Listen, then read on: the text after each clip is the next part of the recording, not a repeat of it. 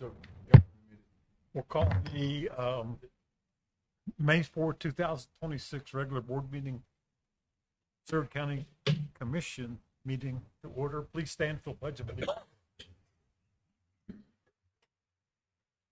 Pledge allegiance to the flag of the United States of America and to the republic for which it stands, one nation, under God, indivisible, with liberty and justice for all.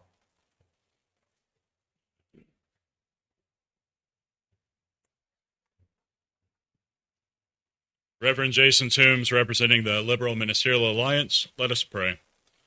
Heavenly Father, God of all concord, it is your gracious will that your children on earth live together in harmony and peace, defeat the plans of all who would stir up violence and strife, destroy the weapons of those who delight in war and bloodshed, and according to your holy will, begin to end all conflict in our world.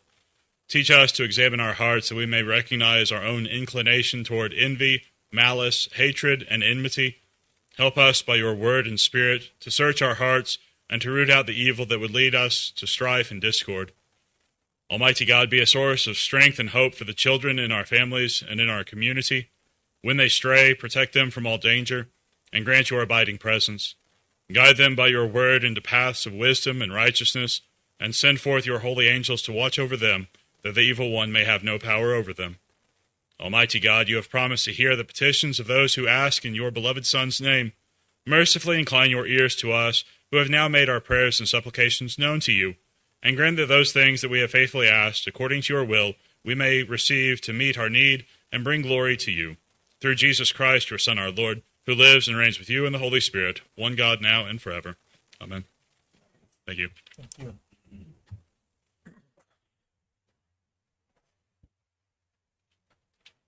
Okay, we'll go to citizens' comments. Anyone? All I can see is a head bobbing above. All right. Good evening, Commissioners. My name is... I'll just read this one time. How's that for everyone? So, any citizen desiring to address the commission shall be recognized by the chair, advance to the podium, state his or her name and address in an audible tone for the record. Presentations shall be limited to 5 minutes unless extended by a vote of the majority of the commission. I mean, for everyone else, I won't have to read it again. Okay. Good evening, Commissioner. My name is Greg Standard. I live at 19543 Road 14 in Seward County, Kansas. So there's a number of us here again tonight, and our concerns are with the situation with the county fire department as it is at present. We want to express those concerns, real concerns, about losing our property, houses, and God forbid, our lives. These folks have ideas about how the issues could be resolved and a better fire suppression response could be fielded in rural Seward County. This group is offering their help to find the best solutions to the lack of fire protection in our rural areas and retain our ISO rating in the city of Kismet. We all believe that our firefighters are good people, and we appreciate their efforts. They too are victims of a system that results in a less effective response to fire in our county. We're presently requesting a work session with the Board of County Commissioners next week, if possible, during the evening, if possible, at the Kismet Pavilion. We do hope that you can find the time to meet with the group next week or very soon. At that point, they'd like to express their ideas and get your feedback on that and see how we can work together to hopefully find solutions and make our county safe again. Do you have any questions? Would anyone else who's here care to add anything?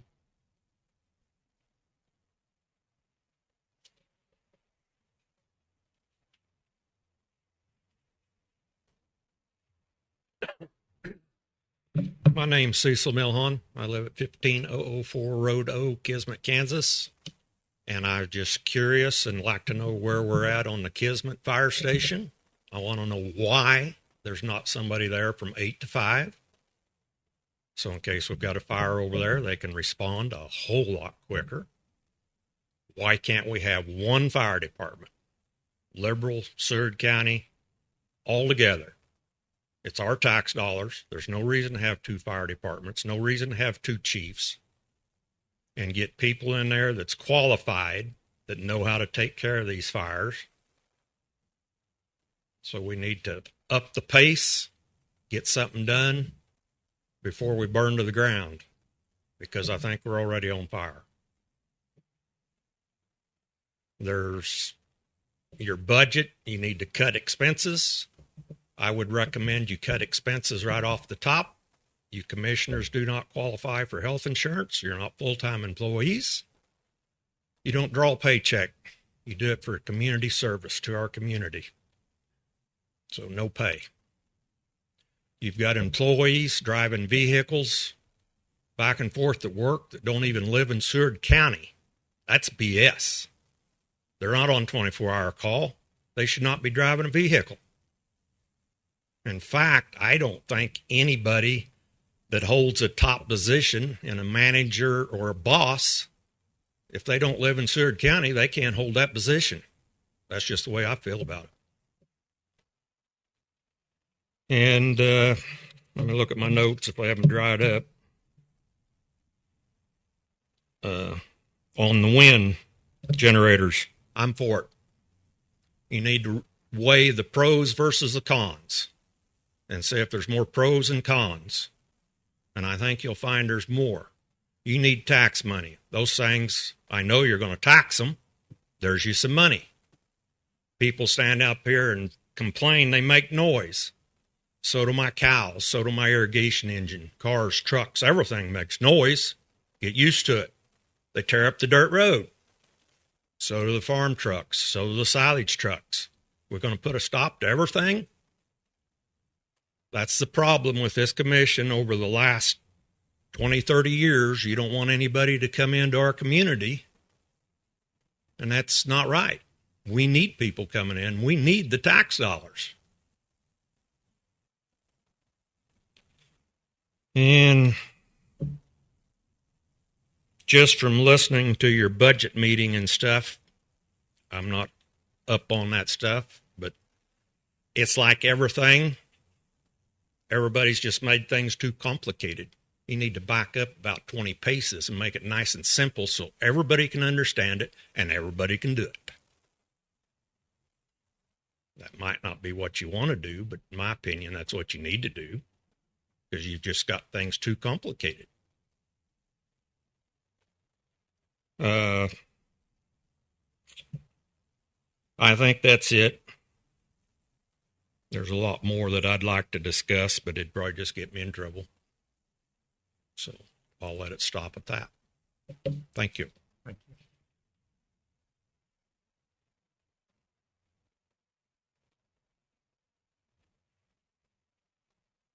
Good evening. My name is Laura Beltry, and I live at 802 North Market in Kismet. And I was at the meeting last night at the Kismet City Hall, and there's a group of us here, which I would like for us all to stand up, that we are here to support what Greg had asked you all to come over for a town meeting. So, thank you.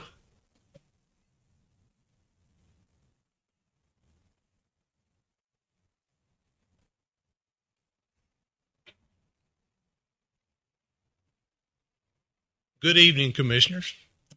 So it seems like we've been pushing this rope called the Thresher Wind Project for quite a while. My name is Neil Coffey. I live at 1068 Main Street in Kismet.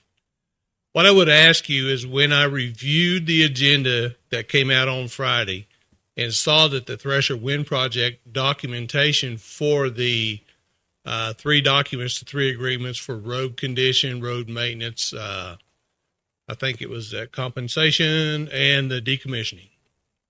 I tried to find those documents so I could get those read, so if there was a comment period, we could actually talk about those. Because if you recall, back when I first started addressing you, what must have been, 6 months ago about this, that I knew that those documents were going to be problematic in as much as they're very seldom sufficient for everything we want to do as a county. So once again, my position on the wind projects has been don't say no. Let's just say yes in a very reasonable fashion that protects everybody through the project. And by that, then the end product will be something that we can all live with. So since we haven't had a chance to review those documents, because I still can't find them, I'm assuming that at some point April will put those on the website so that we can get our hands on those and look at those and then comment back to you. I would ask that you take that agenda item tonight, push it back 2 weeks so we all have a chance to read it and look at it and understand what it says so we know where we're going with that, so we can build a product that's usable for all the citizens of Seward County. So thanks for your time. I'll close with that.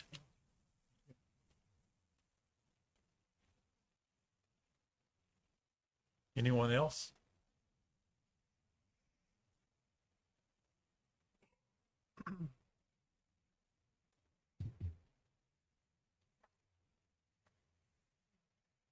My name is Carolyn Huddleston, and I live at 316 West 7th Street in Liberal.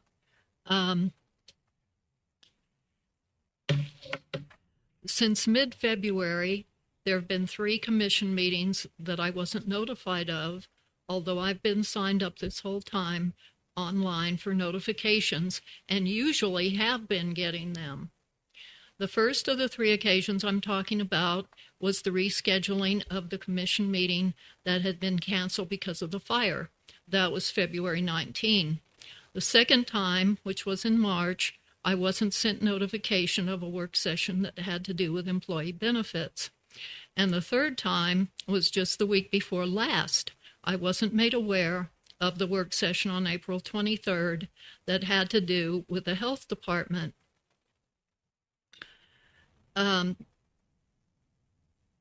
A friend of mine said that it looked to him like only the media had been given notification of that April 23rd meeting. The members of the newspaper staff and also radio staff were notified, but only a few hours before the event. In any case, I did not get my notification. If that meeting had been recorded, I probably wouldn't be standing here talking about this today, but it wasn't, and I don't believe any detailed minutes exist. The first document I brought for you today shows the open meeting laws. Those of us who have subscribed to notifications of the dates and times of meetings online have thereby requested notice, and it is the duty of the commission to provide that.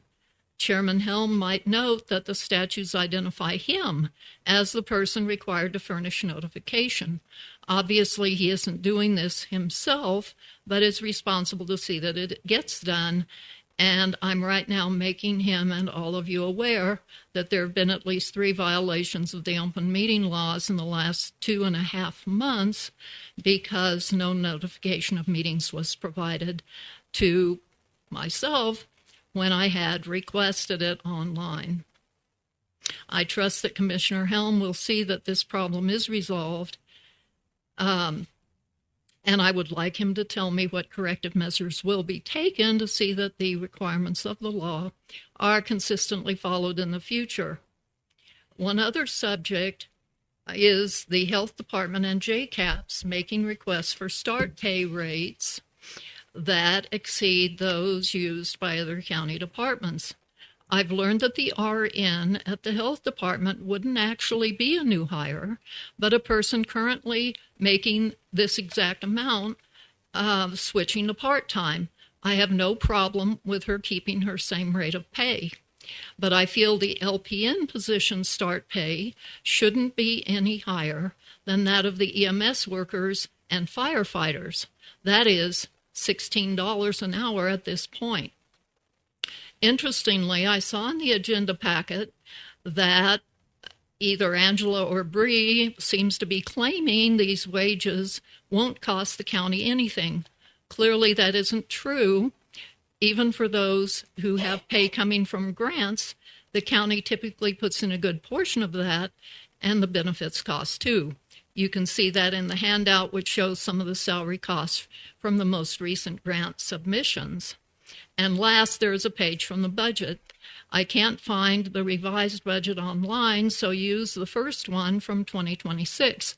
The health department then had a $1.7 million budget, which should tell you that the county is paying a good chunk of money towards the personnel costs of that department.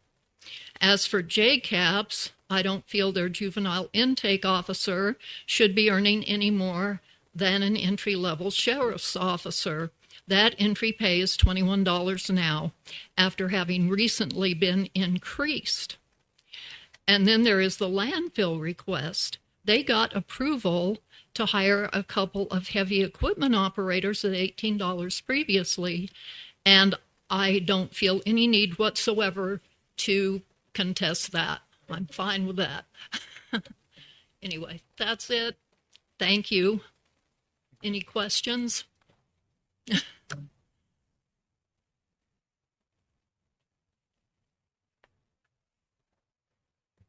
Good evening. My name is Ben Grata. I live at 2460 West 29th Street in Denver, Colorado, here with Thresher Wynn. Just want to quickly address our intentions with the agenda item, clear up any confusion.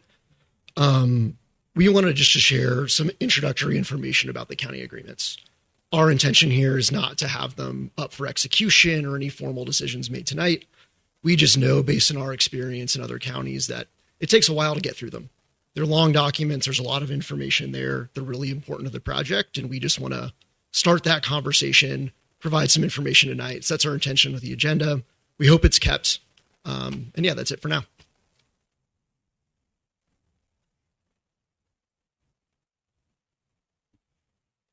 Hi, Bree Greason, Seward County Health Department Director. I live in Beaver, Oklahoma.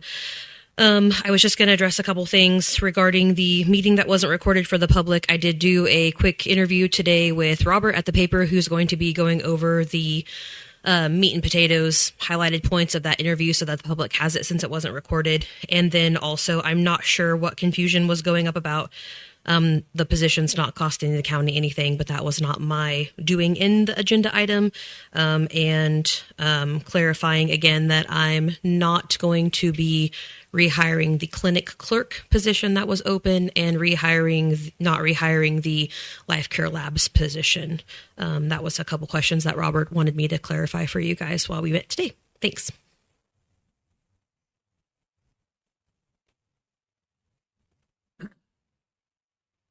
Anyone else? Okay. Move to item 1, the approval of the agenda. There's no additions or deletions, is there? Okay. So do we have a motion to approve the agenda as presented? I will. Have a second? Second. A motion by Commissioner Canton, a second by Commissioner Vasquez to approve the agenda as presented. Oh, I'm sorry.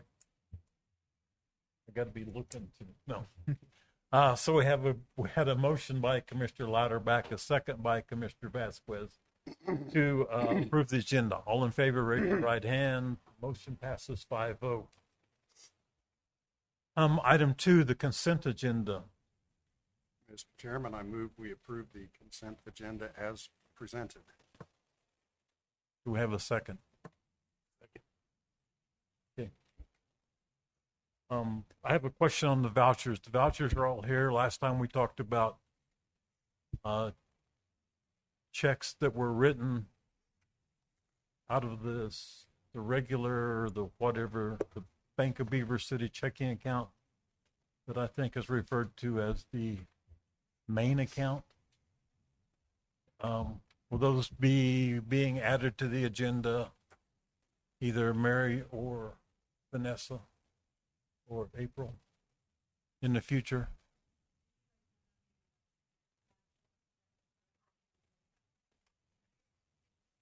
Those are Seward checks from Seward County out of the Seward County account, correct?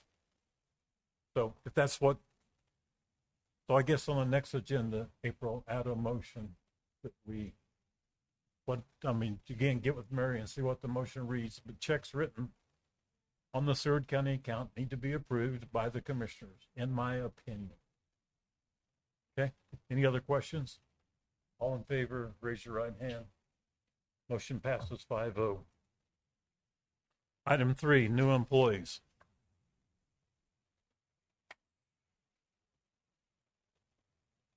I do not believe that we have anyone here representing new employees. Okay. Item 4 is the review of the drafts of the Thresher Wind agreements. It's not exactly the drafts, but these are, the drafts were submitted for legal review earlier in April. We're waiting on those to even discuss the agreements till we get the, make sure the wording, we can talk about the numbers, other things in the agreement, but we need to get the wording where it's correct for everyone first. So, Ben and Bryce. Steve, in deference to the citizens from District 1 who spoke earlier, where the project is proposed to be cited, and other calls I've had, citizens are very uncomfortable with this discussion going forward with no one having reviewed these documents at all. I received them at 10:42 a.m. this morning. I would just like to postpone this for 2 weeks, and I'm sorry if the gentlemen, need to come back, but I'm going to put that motion on the floor. April, these documents were. The email that I sent to commissioners was attorney-client privilege, and I think the attorney explained the position on it. There's no harm in seeing the slides that they wanted to present tonight. I think everybody knows that we're not taking any action tonight. As you explained, those will be looked at by our attorney. So it's right. This is just a brief. It's like a 10,000 foot view, 10 right? or 20. Yeah. 10 to 20. And I don't know if Trish may be available on the line right now to answer. I mean, I'm fine with postponing this because it's not the actual, the actual documents that we're going to be talking about. We don't have this. So this is kind of a flyover. So what does the rest of you think? Well, I put the motion on the floor because my constituents have requested it be done, so it's there. Okay. Do we have a second? So I guess the motion dies for lack of a second. So give us your brief highlights. All right. Well, we will try to keep it at a summary level. As I said before, my name is Ben Grotta, here representing Thresher Wind, joined by my colleague Bryce Campbell. Yeah. Oh. The attorney is asking if you want her to call in. Do we?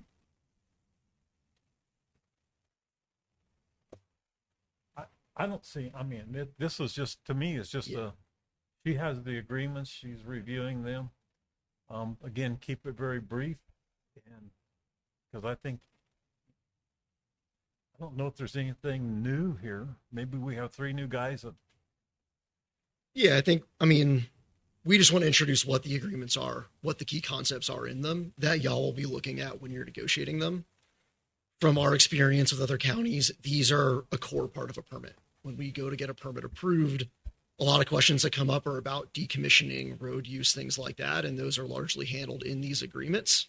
And so we just want to provide that high level of here's what they include, here's why they're important, so that everyone here understands what's going on, and also y'all have just that starting point as you kick off your review with Trish.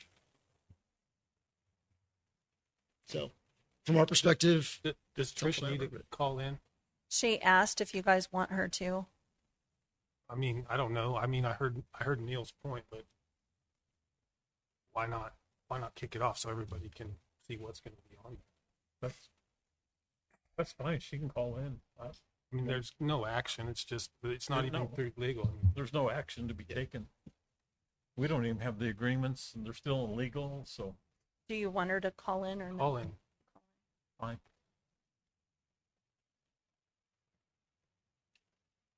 You want to just wait for her or get started? Hold on. It shouldn't take her more than a minute. I got it. I just need to center the conference bridge.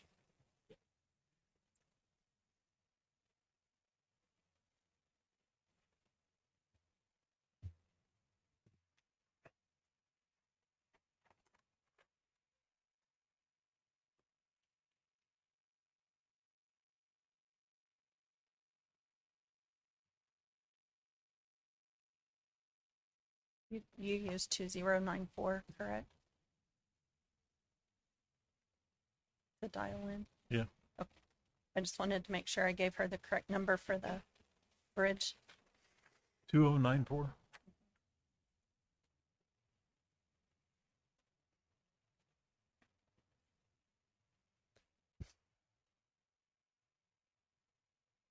Trish is now joining the conference.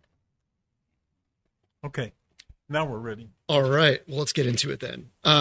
So as I said in the preamble, as part of our permit approvals in Meade County and Gray County, we executed a set of agreements covering road use, decommissioning, and contribution. So these agreements were really part of that permit, part of those approvals. They govern a lot of aspects of this project. We took what we drafted and agreed to in Gray and Meade, tailored it for the infrastructure that we're proposing in Seward County, sent those over to Trish about a month ago. So it sounds like that review is just kicking off right now. And we really just wanted to share high level for what these agreements are, just to give y'all some background as we begin that review. So Bryce, if you want to start talking through the first one, and we'll just hit them real quick. Perfect. See if this works. Great. My name is Bryce Campbell, like Ben said. And before I get into the road use agreement, one thing I would add on to Ben's comments is that not only have we executed these in Gray and Meade, but these are standard agreements across Kansas, across the nation. Every single wind project, to our knowledge, has these agreements in place. So we're not recreating the wheel. We're just doing what we need to do here in Seward County, like we have done, in other counties as well. So this road use agreement, basically what it says is that we must leave the roads in the same, if not better, condition that we found them in. And so this agreement is in place from when we negotiate and execute it all the way through the end of decommissioning. Kirk and Michael Road and Bridge, they're part of the negotiation and execution of this agreement. We expect them to be part of the conversation, provide feedback. We've worked with Kirk and Michael in other counties, and we're looking forward to hearing their feedback on the road use agreement here as well. The bulk of this agreement, the meat and potatoes, what it says is that in order to police us and police the roads, what Kirk and Michael does is they begin by doing a pre-construction inventory. What that inventory does is they go around to all the roads in the project area, they videotape them, take pictures, they do load analyses on bridges, culverts, drainage features, things like that. They figure out what roads need to be upgraded, how they need to be upgraded. Thresher Wind is responsible for doing those upgrades before we can even begin construction activities. Once we begin construction, again, we're still maintaining, we're still doing upgrades that are needed. And then at the end of construction, there's a post-construction inventory where Kirk and Michael goes around, does the same exact thing, takes a look at the condition that the roads are in. If any of the roads are in worse condition than they started with, we are on the hook. We're responsible for returning the roads to the state that they began in.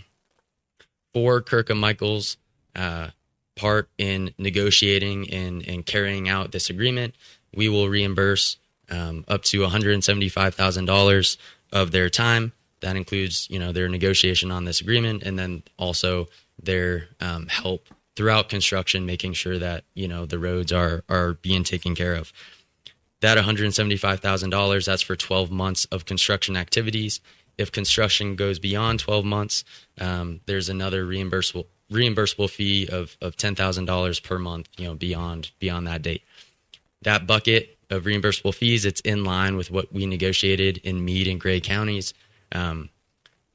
It's really prorated based on haul route. So in Seward County, there's about 15 miles of haul route. There's a lot more in meat and gray. So if you take a look at those agreements, which we have provided, and they're all public information, reimbursable fees might be a little higher, but again, it's just because, there's about 10 times the haul route in Meade County, for instance. So that covers that. The haul route, so the haul routes are pre-approved. Road and Bridge, Kirk and Michael, they have to sign off on it. We must stick to the haul route. If we go off the haul route, the county fines us. It's about $5,000 every single time we go off the haul route.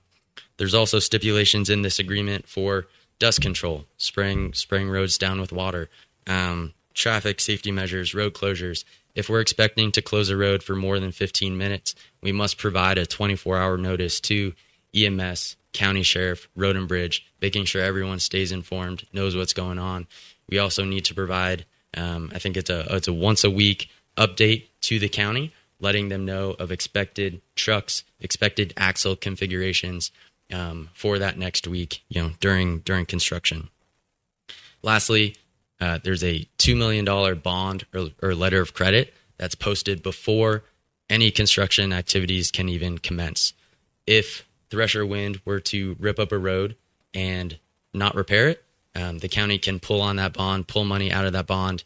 Within 45 days, Thresher Wind must replace the money in that bond that was taken out. And so that, the bond will always be at that $2 million threshold. Next agreement we want to talk about is the contribution agreement. So in Kansas, there's a 10-year tax abatement for all new energy projects, whether it's coal, gas, wind, or solar. For the first 10 years, we do not pay taxes. So because of that, property taxes. Because of that, what we do instead is we make an annual contribution to the county and to the schools. So that contribution amount, it's on a per rate basis. So we're saying about $6,000 per megawatt would be contributed to the schools and to the county. It's about a 1/3, 2/3 distribution. We separate it out so that the schools do not lose funding from the state. So about 2,000 a megawatt to the schools, 4,000 to the county. Based on expected megawatts and turbines we expect to build in the county, the final figures are on the right. So the average annual contribution to the schools, for instance, is about $234,000. So $2.3 million over 10 years would be going to the schools. About $4.6 million over 10 years would be going to the county. Starting in year 11, we start paying property taxes. And so the county and the schools are still receiving funds just through property taxes, not through an annual donation. We're expecting over the lifespan of about 40 years of the project, beginning in year one with the donations throughout 40 years. About $46 million would be going to the county and the schools in total. We went to a school board meeting, USD 483, a few weeks ago. They have executed their part, the school district donation agreement. So they're excited. They're on board about that. So that's everything I had on the contribution agreement. And then Ben has some things on the decommissioning as well. So. All right, so last on the list is the decommissioning agreement. This is essentially what governs what happens at the end of the project's life. So the decommissioning agreement will include obligations where whenever our project operation period ends, we will have to remove our infrastructure and restore to the ground to the condition that was in before. So the decommissioning agreement specifically says that we have to remove any wind turbines, any underground wind turbine foundations down to a depth of 4 feet.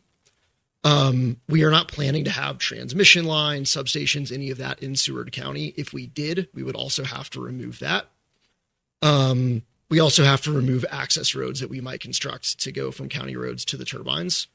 In some events, a landowner might request that we not remove it if it's helpful for them. That's up to the landowner. But this agreement makes it very clear that we are on the hook for removing all that infrastructure at the end of the project's life.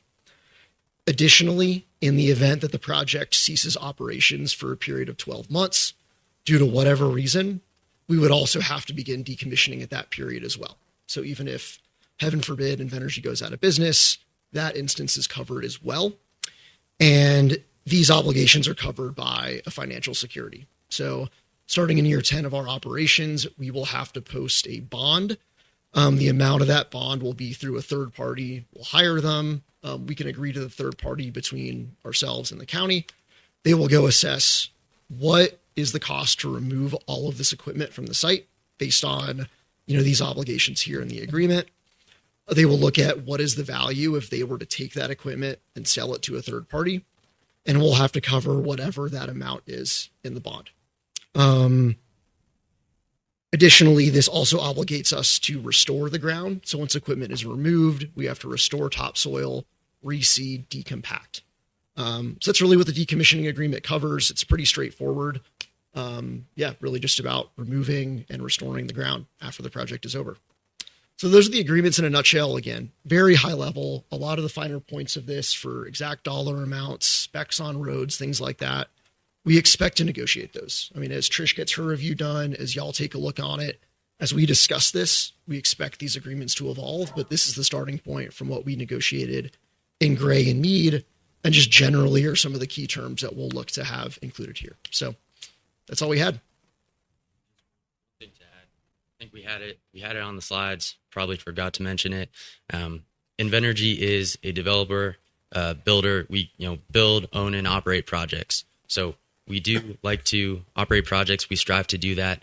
But in the event the project is sold to a third party, all these agreements, the stipulations, requirements in these agreements, they carry over to any new owner of the project. So nothing gets lost. Again, Invenergy is we've been operating projects for a couple decades, so we strive to do that here. But in case that doesn't happen, the county is still protected with what we commit to today, or the next couple months. So, thank you. Any more questions? Okay. All right. Thank you for the time. Thank you.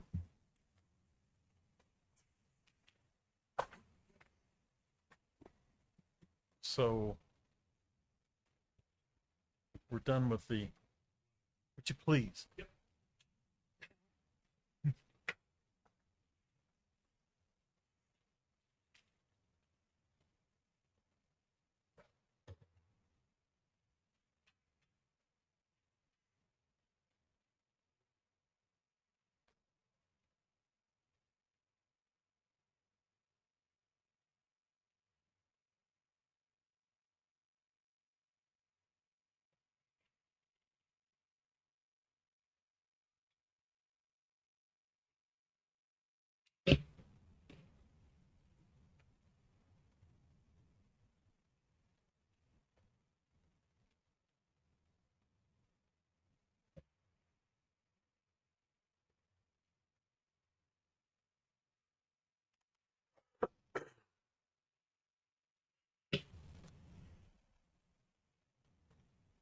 Thank you guys very much. Now I can see the crowd. Okay, we'll move to item 5, which is the generator maintenance agreement. This is the annual maintenance agreement for the Seward County owned generators. I think there was 10 of them. This is for the annual inspection, which test runs and test loads the generators. Recommendation is to approve the annual PM service with inspection for $9,700 Trish has left the conference. with Central Power Systems and Service. Any questions? Is this the same provider we've used in the past? Yes, that is correct. Do we have a motion? I'll make a motion that we approve that. Okay. Do we have a second? Second.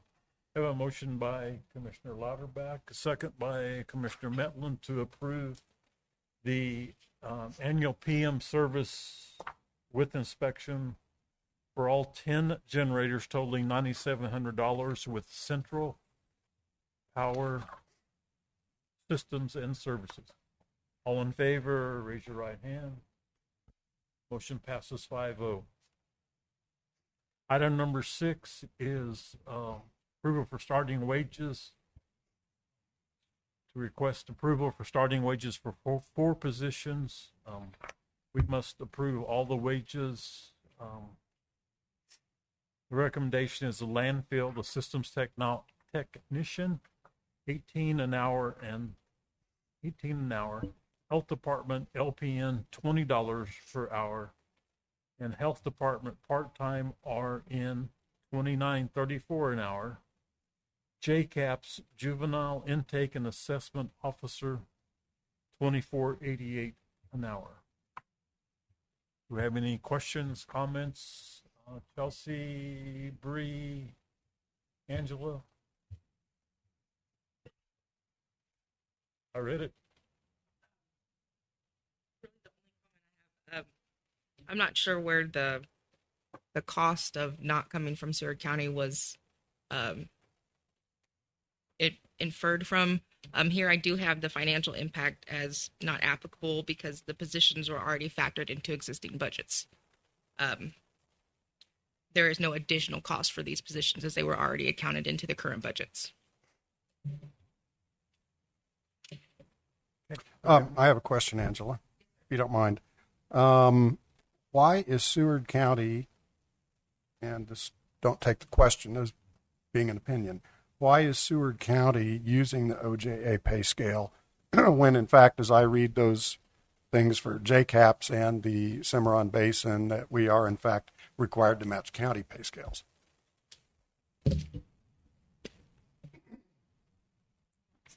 Yes.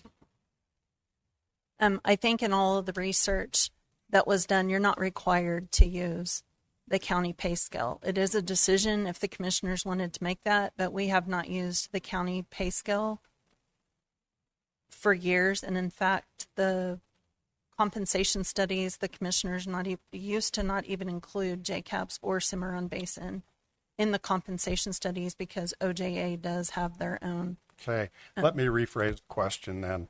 Why would we not use comparable Seward County employee wage scales? Because this, for the job description, is obviously above what the county would pay for that position, in my view. And whether these are county tax dollars or state tax dollars, they are tax dollars. They are tax dollars. You are correct. When was the last time our pay scale was adjusted? Our current pay scale hasn't been adjusted. Years. I would have to. More than 5. Yes, over 5 years old. Yes. That is why they're not based on a comparable scale, because our county pay scale has not been updated in over 5 years. Well, that means that the commissions haven't approved a wage increase in 5 years then, right? So we're being asked to do it now.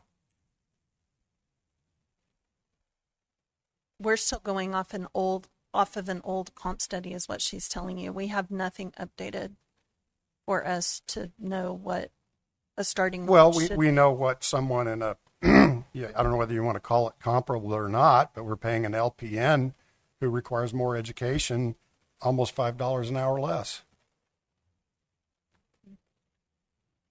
We don't have any LPNs currently, so I don't. No, you're asking for approval for one at $20 an hour tonight. Yes. Okay, this is a person who, at least in my view, requires less education and less training, but yet we're going to pay them $5 an hour more than the LPN. Where are you getting $5? The LPN is At $24.88 an hour for the JCAPS officer, okay. $20 an hour for the LPN. The services provided are completely different for JCAPS and then for an LPN. So it's hard to compare the two. I'm looking at the educational requirements. Okay. There is additional training that the juvenile intake officer has to complete. But I don't have that comparison to an LPN.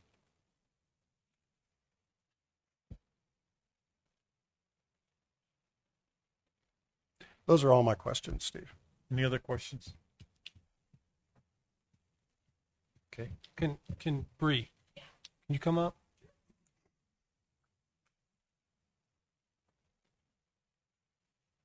So the LPN in question that you're hiring, I mean, I thought that is that probably not a competitive LPN salary, but there's a 4-day week there. Kids, family. I mean, all that comes into consideration, right? So in Liberal and the surrounding areas, from everything that I've looked at, it's depending on what setting they're working in, they can make either anywhere from 17 to 24. 17 to 24 was what those wages were. I don't want to compare myself to JCAPS. I don't know what they do. For me and mine, if I was going to separate them, I think personally, Chelsea's questions, but if I was going to, say for my LPN, I think to be competitive, $20 is where I would need to be, just between the hospital and the nursing homes here in town. That seems to be kind of the middle ground. Comparing it to JCAPS, I have no idea what their education requirements are or would feel comfortable speaking to those. But for mine, I think 20 hours is comparable to that. I think that comparing me to somebody who's working in law enforcement or road and bridge or whatever, I think that that's unfair to the staff and to the employees. What I do or what we do in healthcare is different than what they do in those areas. So I'm not comfortable speaking for anybody else, but that I think the LPN at 20 is competitive and comparable for what we're doing. Thanks. Anything else? Commissioners, thank you, Hiro. I would just like to say that we know that compensation is an issue across the board at the county. I feel like departments, if they can restructure their departments, if they have other funding sources that they can use to support their departments, I don't feel like we should try to get in the way of that, I guess is what I'm trying to say. And I think it's very difficult to compare, like we continually seem to compare when the jobs are very different.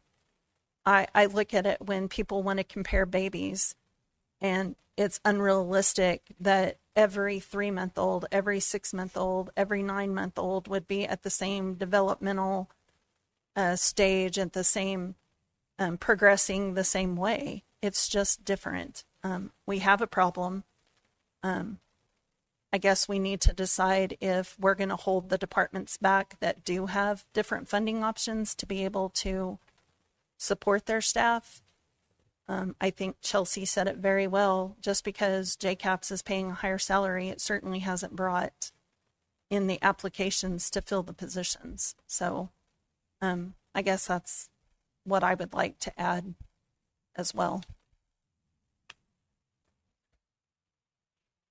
Sorry, I forgot something. I was also going to say, for us, we haven't traditionally had LPNs in the health department in, I think it's been over 10 years, maybe even longer. I'm not exactly for sure. But trying to be creative and solution focused with where we're at, I feel like growing your own is a really good thing to do. You can bring them up to what you used to do in the hospital. You hire them as an LPN, you train them, they go through RN school, you bring them on at that. They have that added experience, less training time when they come out. And they already kind of know how the business works. So from a financial standpoint, it worked out really well for us in that realm. And so I thought, why not try it in this? I have 2 candidates. We've had those positions open, one of them since, I think it's been over 90 days. We had one applicant that was an RN. And as I've told you guys in our work session, she laughed when we told her what our pay was. The LPNs came to us. They had really good clinical experience and were really willing to come on, wanted the flexibility for their families. And so when I was talking with the staff, they said, why don't we bring them on as LPNs? They can do these things until they pass boards this summer, and we can kind of grow our own like we used to at the hospital. And so that was kind of how that idea came about. I would also ask too, I don't know if it'd be easier if you guys voted on each individual job, and I don't know. I'm just at risk of losing candidates, but if I need to bring it back at a different meeting, I can as well. But just trying to see what we can do to get positions hired. So thanks. Gentlemen, I'll just restate some of my concern here, and I'm not at all opposed to Bree's suggestion of dealing with these individually.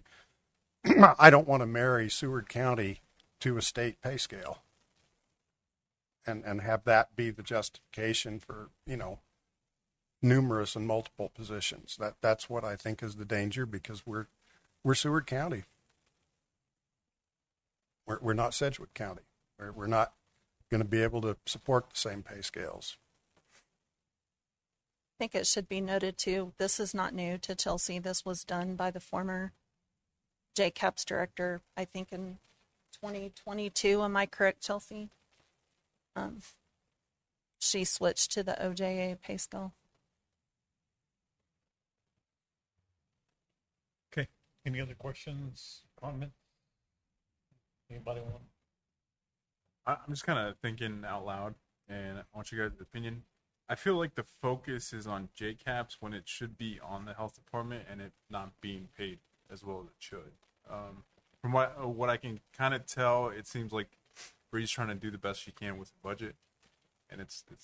I think the focus is on JCAPS, and I think it should be on the health department because I mean nurses should be making a whole lot more, that's what I'm getting from you. I don't know if that's on point, but I feel like that's what she's trying to do with that.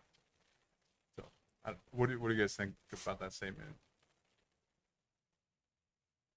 I don't disagree. I appreciate what Bree's doing to move people around and make it fit within the budget, still provide the service. I also feel for Chelsea. If she's had that position advertised and that's the pay it's going to take to fill it, it's a special skill set, a special person that it takes to fill that position, and that's what it takes. I understand. So I'll make the motion. I move we approve all of those salaries for. I'll second it. Okay, so we have a motion to approve the starting salaries or the salaries for the landfill systems technician, $18 an hour. Health department LPN, $20 an hour. Health department part-time RN, $29.34 an hour. And the JCAPS juvenile intake and assessment officer, $24.88 an hour. Any more discussion, comments? All in favor? Raise your right hand. All opposed? Motion passes 4-1.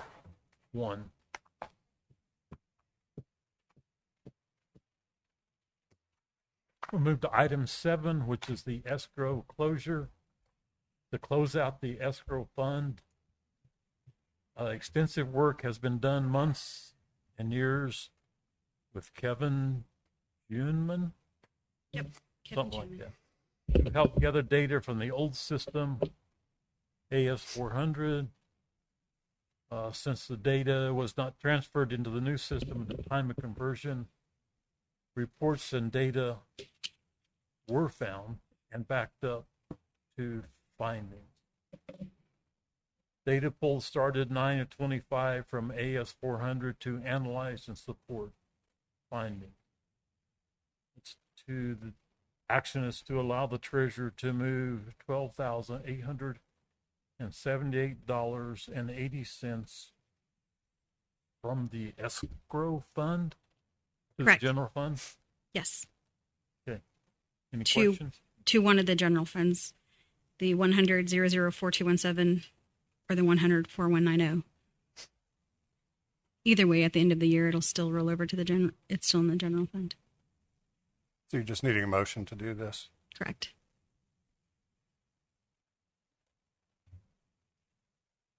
So the escrow fund is just a fund that's kind of been there? The escrow fund was set up many years ago, prior to Sherry Wilson, who was county treasurer. I believe Amy Jones set it up. It was set up for people to come in and make their payments on their real estate. And then by the time that you made payments, you had to pay a payment charge. Every payment had a fee to it. There was a setup fee. By the time that May rolled around to pay that final payment, the hope was to have all of that money in there to roll over to your real estate taxes. In 2023, prior to that, I believe it was 2021, the county treasurer at that time decided not to keep doing escrow and just left the $13,000 on the books. We moved over to a new software company in 2023, and the escrow was not moved over. So the fund was, but the data was not And so moving over to the new software company, we've been able to accept partial payment, which is a benefit to the taxpayer.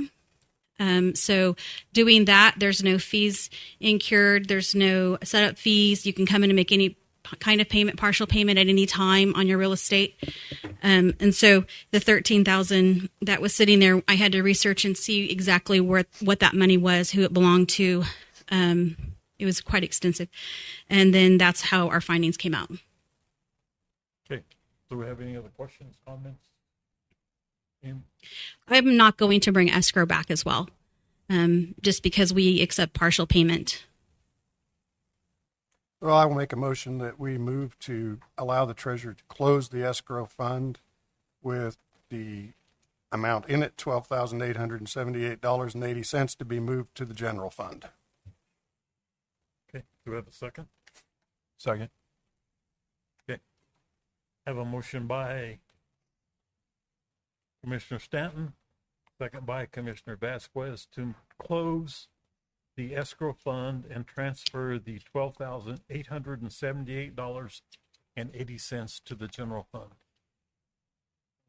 All in favor, raise your right hand. Motion passes 5-0.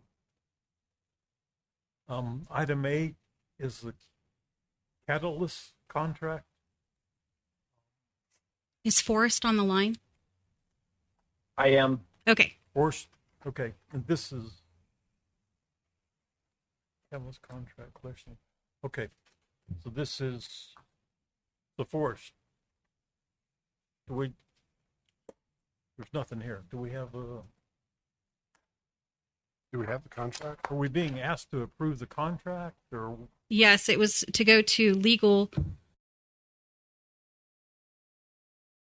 to have him go over it. And then also on the agenda item, I put how much it was going to charge. I was going to charge for the interface on the agenda. It's $1,860. Is it 68? I think it's 1868. 1860. We have 1,860. Okay, yeah, that's it. There is no contract in the packet because Forrest, I believe, was waiting on additional information from Catalyst to be able to finalize and give you a legal opinion on that tonight, but I'll let him speak to that. Forrest, do you want to speak on this contract? So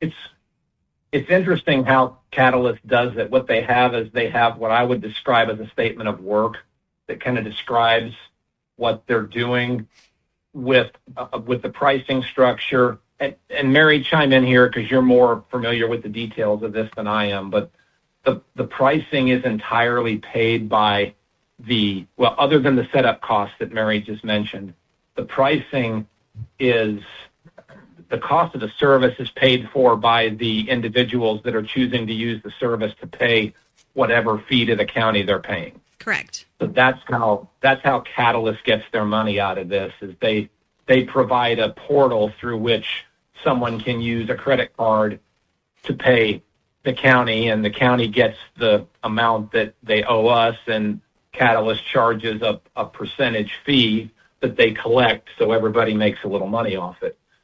We don't make any additional money. We just are able to provide a convenience to our customers, so to speak, that are otherwise going to have to pay us. So with that in mind, my primary concern was that their initial proposed statement of work had a 5-year term. And while I don't think there's any monetary encumbrance on the county continuing, so I don't think it would be a cash basis issue. I'm not typically a fan of asking a board of 5 people to agree to something that in 2 years it's going to be potentially a different composition. So they were fine to move on that. So what they changed now is we have either party has the ability to terminate the agreement after 1 year upon 90 days notice. So if we get into this and find out that it's not working like we like, or we otherwise don't like it, it's any reason, then within 90 days of the renewal date, which will be, depending on when it gets signed, roughly May of 27. As long as we give notice 90 days before that, we can walk away from this, and the only thing that we'd be out is the whatever amount we're designating to set up the system. Mary, is that consistent with your understanding as well? That is correct. Yes. So should we give Steve the authority to sign this when it comes back with that modification? Right, because we don't have the agreement, so. But yeah, we have the agreement, but it was for 5 years, so that was a concern I think we all had. So yeah, I think if you're agreeable to signing the agreement that I've reviewed that will contain or that contains the 1 year termination for convenience after 1 year provision, then I think you could decide tonight as a board to vote to give Chairman Helm authorization to sign the contract, and then we'll coordinate getting a copy of it to you to sign. And I think that revised one just came in this evening. Isn't that correct? Did you hear apparently it was attached to one of his earlier emails. I didn't realize that change had already been made. He didn't flag that change had been made, but he confirmed today that it has been. So we have the agreement now. But I don't know that I need to send it to you to do it right now unless you want it. If the commission is comfortable giving the chair authorization to sign it, then Mary has a copy that she can provide to Chairman Helm at a time that's convenient to come in and get it signed. And Mary, for the tech fund, you don't need a motion to expend those funds, do you? It's 1,800. No, I don't think. No, those are your funds, right? Yeah. Okay. Well, I would make a motion that once we get the revised contract from Mary or from Forrest on Catalyst containing the 1 year termination option on 90-day notice of either party, that we authorize Chairman Helm to go ahead and sign that agreement if it meets those criteria. Do we have a second? I second that. Okay, we have a motion by Commissioner Stanton, a second by Commissioner Metlin to allow the commission chair to sign a 1 year contract with Catalyst Payments with the amount of $1,860 taken from the Treasure Tech Fund to pay for the CIC software integration. All in favor, raise your right hand. Motion passes 5-0. I do want to comment that the portal, not this particular portal, but with the portal to pay your taxes should be up about midnight tonight. And so it's not this particular one because we haven't integrated this one, but it's the one that we're using now. So everybody can pay their property taxes online. And it's only good till the 10th.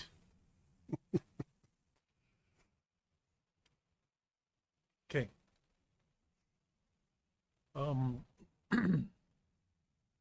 Item 9 is the 20-plus years resolution 1 for 2015 action 1983 to 1993. A resolution for 1994 to 2006 write-off. The purpose is to write off 20-plus years of personal property tax. Financial impact is around $1.5 million. 2 resolutions attached, along with a list of the. And I do want to apologize. My head is up in the clouds right now. I've got a lot on my plate. But on for second resolution, I did include some pages that were real estate. It did not come to my attention until today, but I was able to correct those. I did send those out, and the personal properties added that for the last 3 years. So 6, 5, and 4 was the ones that I did not have. I did email those out. It was late, but my preference would be that we table this till at least the next meeting to make sure that what we're writing off agrees. I went through these lists today, and it's not your fault. It's pathetic. There's 2 former county commissioners on the list. And single anybody out, AT&T's on the list. You think those people are not going to pay their bills? And again, it's not your fault. It's 40 years, over 40 years, 43 years. So I would like to table it till we get accurate figures. Make sure that we're not writing off real estate on a development that I've been on for 2 or 3 years to get on a tax sale. That figures somewhere $500,000 to $700,000. I'm not prepared to write that off as a commissioner.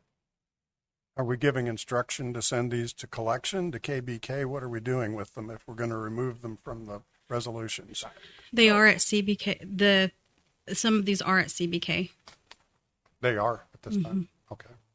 And they're basically uncollectible because there's no proof, is there? So I did provide you guys at the work session the deceased documentation that showed all the people that were deceased in the years that they were, that CBK has declared as uncollectible.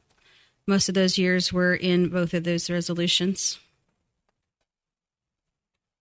Can we, I'm just asking a legal question for Forrest, can we, if we're writing off blocks of uncollected debt, can we single out individual bills to send for collection and then do the rest as a write-off? You mean make a business decision of which ones are worth expending resources to try to collect and which ones aren't? Yes. If we're writing off entire years, do we have the ability to do that?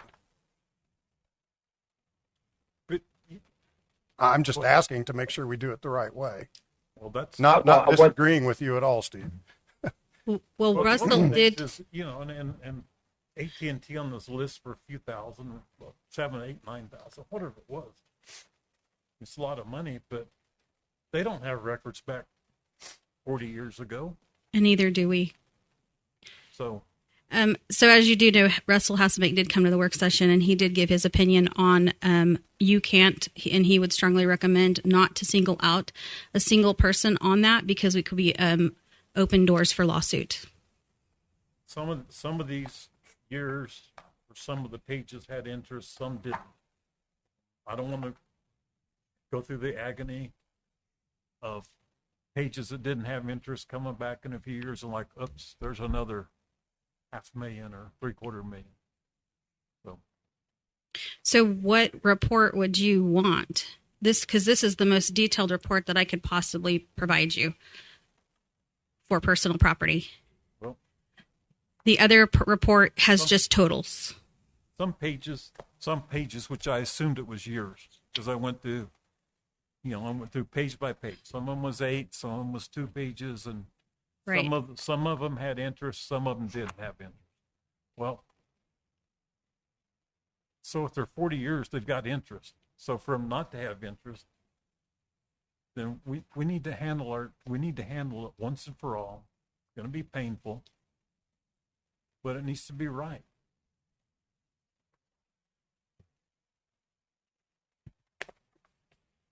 I got a real basic question here, Mary. If I'm looking at line item X, how do I know what year it covers? So the report that I printed off does not have the years, unfortunately, did not print off. So I did my best at, let's say 1 through 8 was the first year, unless I wrote it on there. So that's your handwritten note at the top? Unless I wrote it on top, yes. Okay. I tried to do it in order. So like the first 8 is the first year, the second, and so it just went in order the way I printed it off. Because this report, it's considered a publication report, and I was notified through the software company that this would be the most transparent report to give the commission. The other report that I would be able to give you guys is just totals, and that's what I took from when I did the work session. So the report that I ran on 429 is detailed. It has the warrant number. It has it has the type, which is the personal property, and then the names that it affects, taxing unit that it affects, and the total. So if you went through 1 through 8. So Commissioner Stanton, if you will look at, as you flip through the pages, down at the very bottom right-hand corner. Well, that's computer generated. So then you go through the years like that, yeah. Okay. So like go through 1 through 8. 1 through 8 is 1984. 1 through 4. And I don't have any control over that because that's how it's formatted. And I tried to be, like I said, as most transparent as I possibly could with the most detailed information I possibly could give you. And like I said, the other report that I could give you is just the numbers. And I didn't feel like that was fair, and I didn't feel like that was right.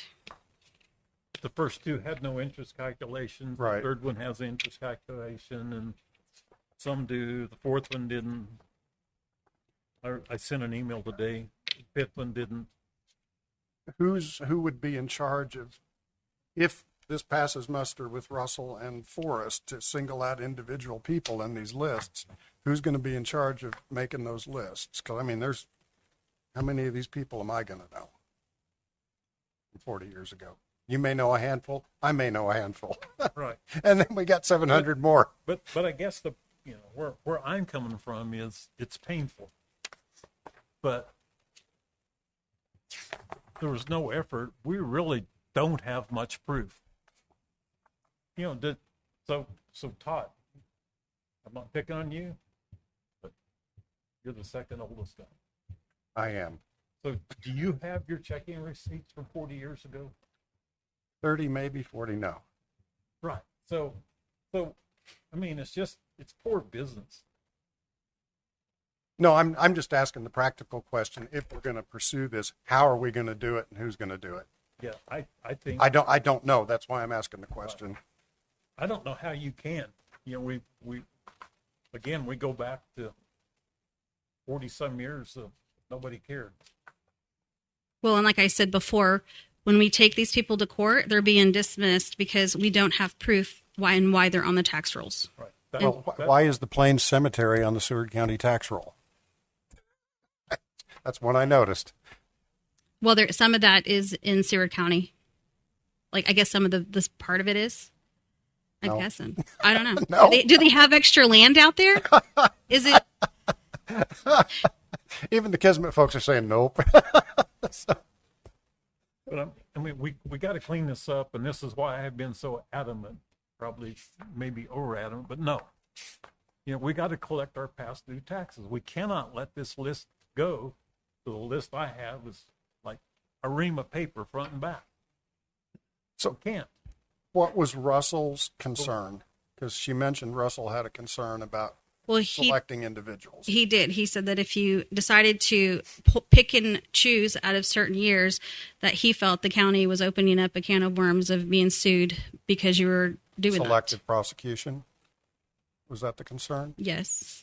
I don't know that exact term. Oh, okay. But in brief, that was what he stressed.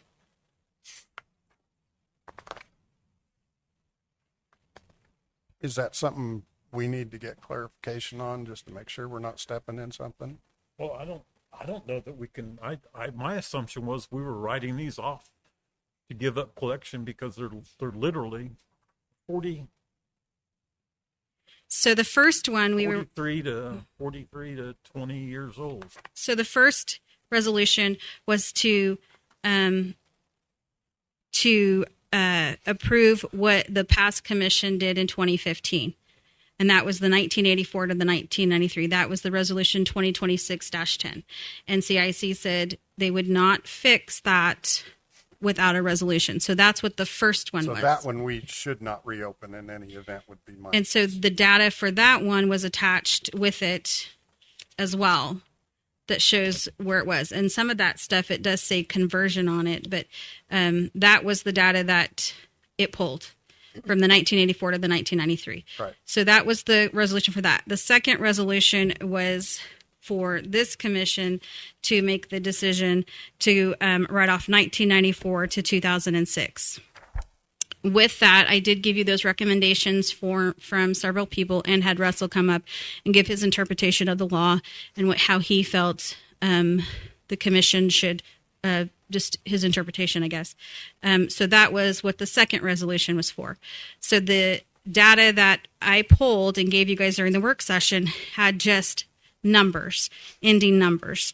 I then was asked to do the detail for the exhibit, and so I went in and pulled the detail part, and that's where it got huge. I then, in turn, put 3 years with the wrong. I put real estate rather than personal property, and so I went in and attached that. So my thinking is that the second one, you guys had the packet, but you did have 3 wrong years with the wrong real estate rather than personal property. And for that, I do apologize. But that was where the second resolution came in from. It has been very difficult and to collect because we do not have the information to provide to show why they are on the tax rolls.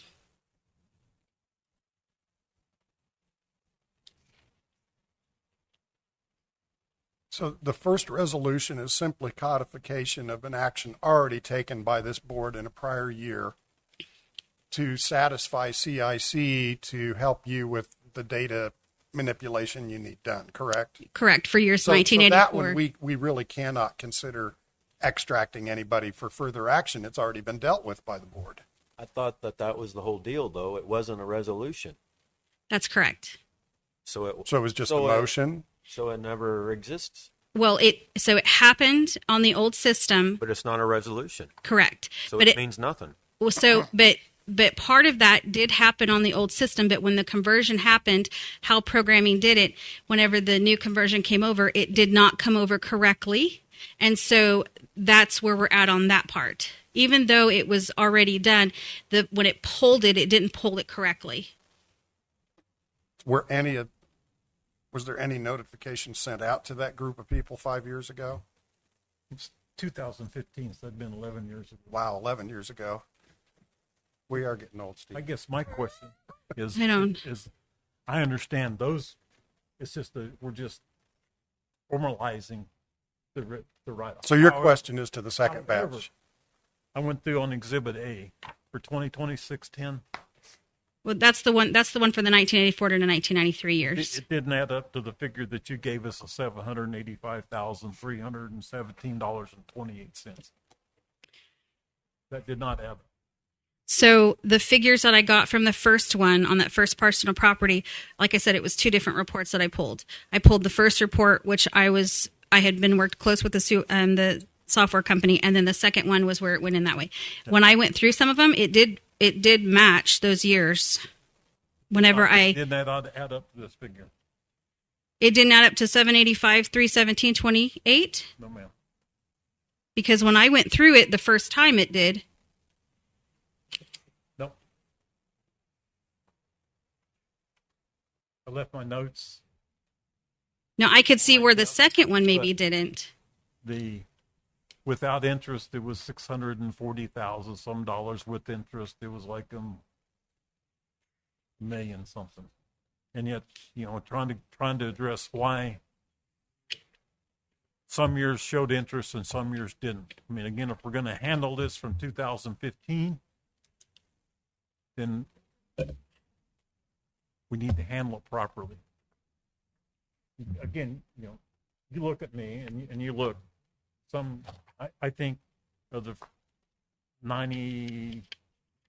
83 to 93, I think I had 9 years. There's 9 deals here. I can't tell you which year. Of those 9 years, 3 years had interest. The other 6 had no interest calculated. Yeah, I see it's not there.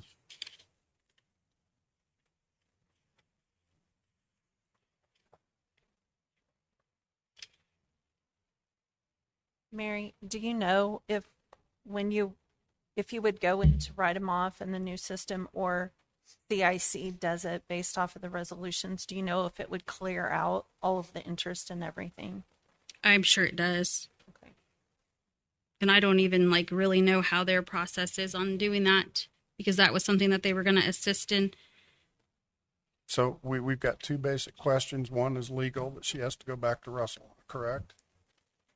Can we individually extract people out of this, or do we have a problem? And then the second one is, if we're going to go through this second batch and pull people out if we can, how are we going to do it, right? Yeah, and again, even 20 years old, we have the problem is we have no proof. I look at people in the audience. If I come back and said you owe me $20 from 20 years ago, y'all gonna laugh at me, right? Because you're gonna say I paid it. I don't know. So is there a need to even check with So Russell? I mean, I'm just using an example of 2 prior commissioners being on the list that's set up here, and no one bothered to collect their past due taxes from them. So That's what upsets me the most. It's not the fact that they owe taxes, it's the fact that no one ever said you got taxes. okay, so whenever personal property comes out, a warrant does come out from the sheriff, and that warrant stays on there. It also hits their credit report. So these right here, most likely were on their credit report if they ever tried to buy anything. And I can look at the list. I know people. The people that would be embarrassed if they saw their name on the list. I'm just telling you the process. And I'm not blaming you, but that's over 43 years. Never made an effort to collect taxes from past due people. Who again would be embarrassed that their name was being on the list to write off. So I want to table it, but I want an exact figure. I want the figures to be calculated correctly. So we know what we're writing off and interest on those years that do not show any interest. So, but you guys want to make a motion? My motion's to table it, but nobody wants to second it. I'll second it. I'd like to learn more about this because we're pretty new to this. Well, I think we need to put the caveat in there that whether he wants to come in person or put it in writing, we need Russell's opinion on whether we can single anybody out here. So we've got one on the phone. Yeah, that's something I can look into. That's not something I can give you an answer off the top of my head. I mean, I think the practical reality is one of the issues we're going to want to know if we're distinguishing amongst people that we think owe is what documentation do we have to prove the debt? We have none. We have none. That's the problem. Then I don't know. Yeah. I mean, it's just sad. Do we have none even for the most recent version, or are we just talking about the ones that are already, that would be, going back to the ones that are 20 years and older? Oh, okay. Yeah. They're all 20 years and older. Yeah. 20 to 40. Yeah. I mean, real estate, we should have a valid, well, real estate is not included in this. It's totally different scenario. There's real estate and minerals in there. Totally different scenario. It's considered personal property. It's handled completely different by the laws, by the statutes, everything. Okay. There was real estate in there. And there's minerals in there. Well, if we're tabling it, what do we want to see in 2 weeks? We need to be specific so we know. I want the figures to be correct. That would include interest calculated on every past due account. So when do you want the interest calculated to? What day? What day do you want the interest calculated to? Because it changes every day. Well, I think the one from 15 should be calculated to 15. That's just me. So to May 15th? Today. To the end of May 31st? To the 1st of June? May 31st. Whatever day that those were wrote off. Well, that's not going to be accurate. 15. Whatever date, calculate those up to that date. So, I mean, what I'm trying to say is interest on these change every day, every month. So if I come to you and I give you a May 31st date and it's approved then, and I don't do the transaction until June 2nd, it's a different interest rate. So it's not accurate. We're writing them off anyway. We need to make sure there's no interest left hanging. Right. That's and I mean, yes, just John. Yeah, I know that's what we need, Mary. Just a real basic. When it gets written off, we need to make sure the ones that don't have interest, there's no interest. We left don't want hanging 40 years from now. You come up, somebody. You may be here in 40 years. I probably won't be. But we don't want them to have to be dealing with the same thing we're dealing with right now all over again. So are you thinking that if they just write the amount off, the interest is still going to be hanging? because that's not how that works on the write-off. It's across the board. Any and all debts go. Correct. And Forrest, maybe you know this. Are we dealing with statute of limitations on some of this at this point?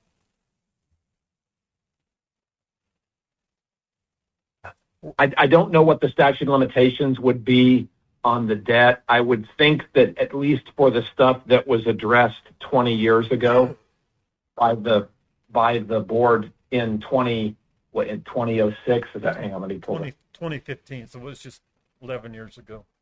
Okay, 11 years ago. I would think that there would be some equitable arguments that if the board made a decision then to not do anything, and we haven't done anything in 11 years since then, I think there might be some equitable arguments against collection now. But I don't. That's intuiting the answer. That's not because I've looked into it and know the answer from a legal standpoint.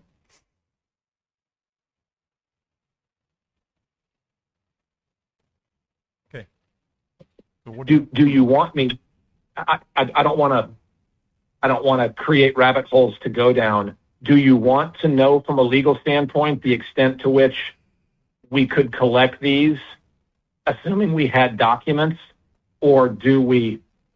If we know that we don't have documentation to support any of these debts, I'm happy to research what we could do if we did, but I don't know from a practical standpoint how we would pursue a claim against someone when our only proof is, here's a spreadsheet that we have that says you owe us money.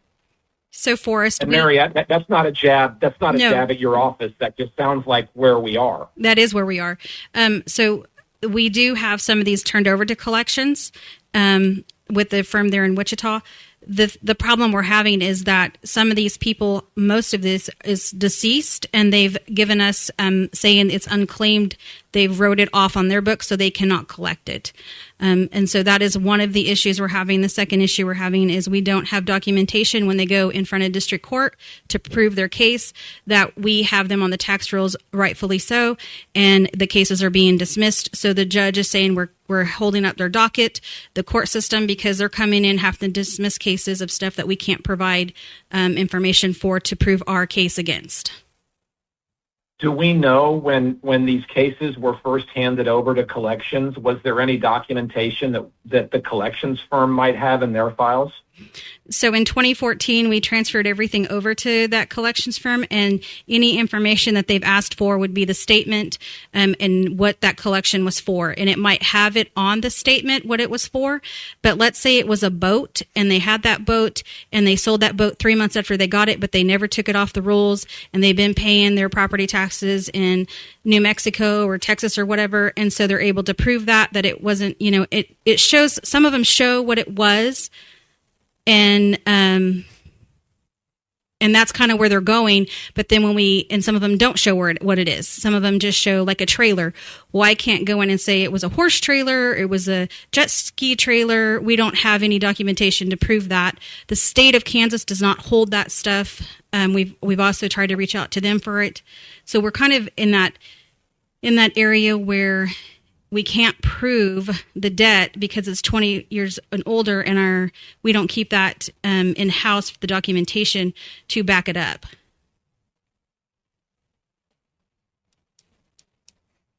And this has been an ongoing issue since we turned them over. So all the people that are on the list, the collections firm has at least made initial attempts to contact them and collect the debt. Most of them, yes, in those years. And the commission was provided with that deceased member list along with the years that were attached to that from that collection company. And so, with that, my thought was, well, if they're saying it's uncollectible, it's been on our books for so long, therefore it's uncollectible on our side as well.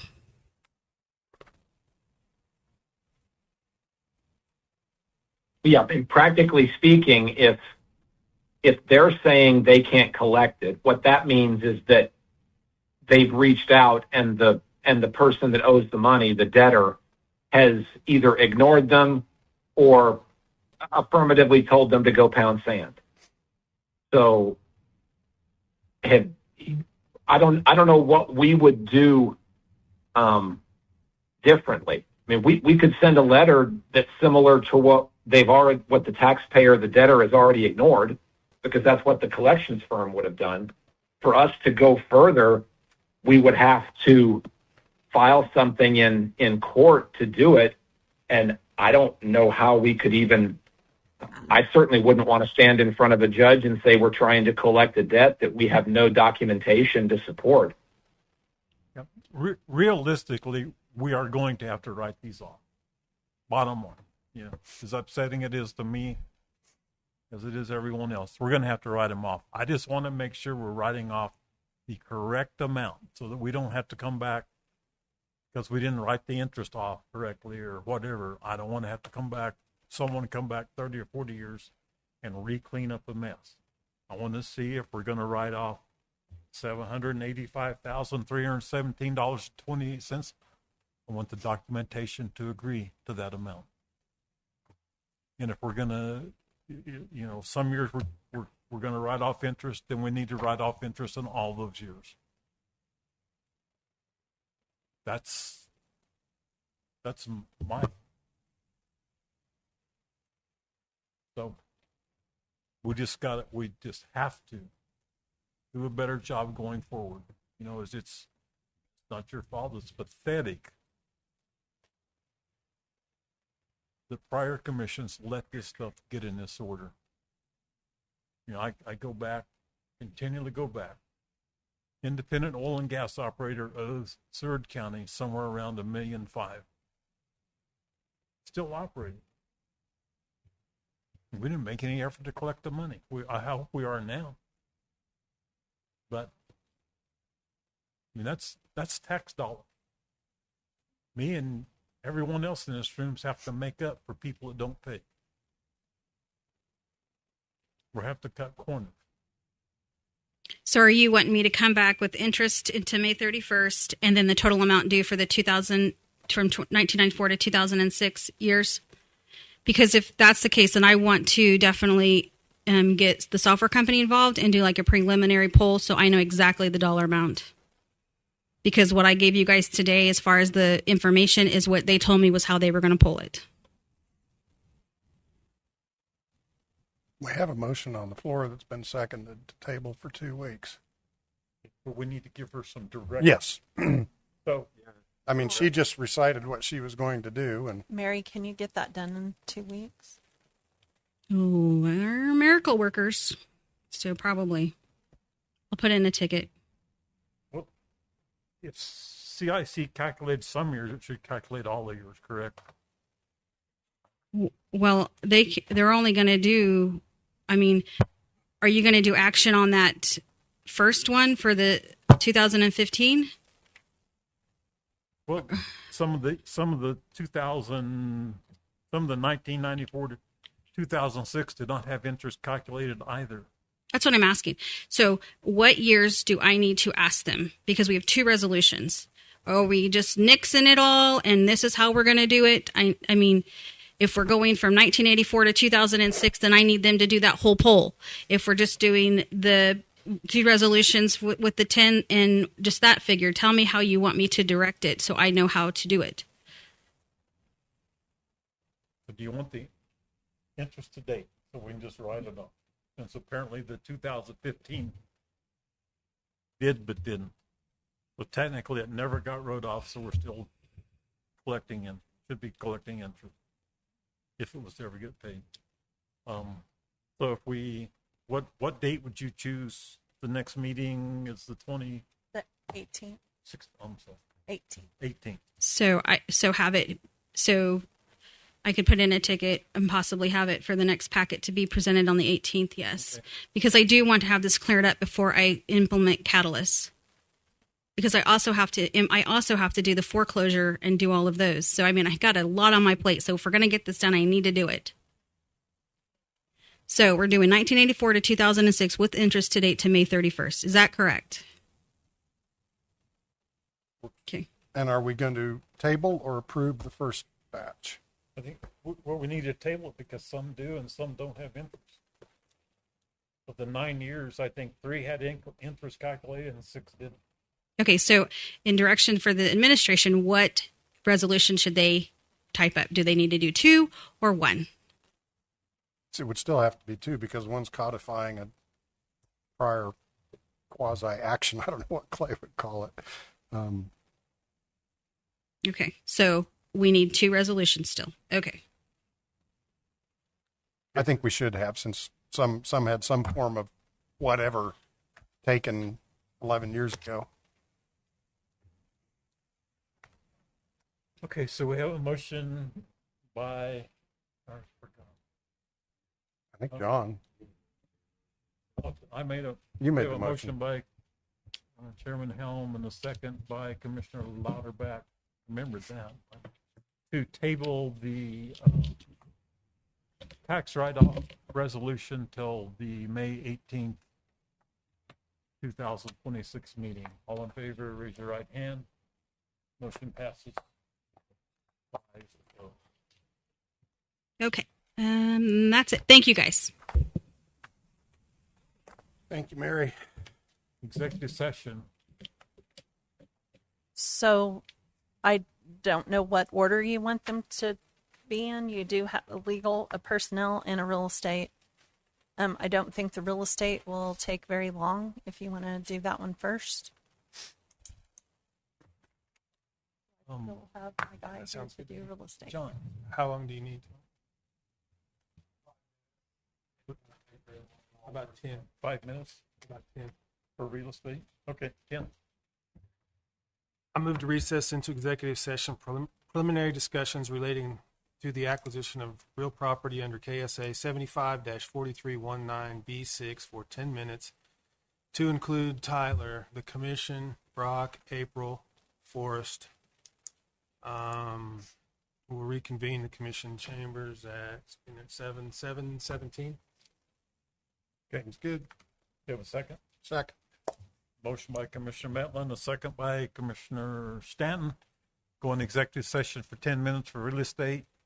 We will reconvene at 7:17. All in favor? 5-0.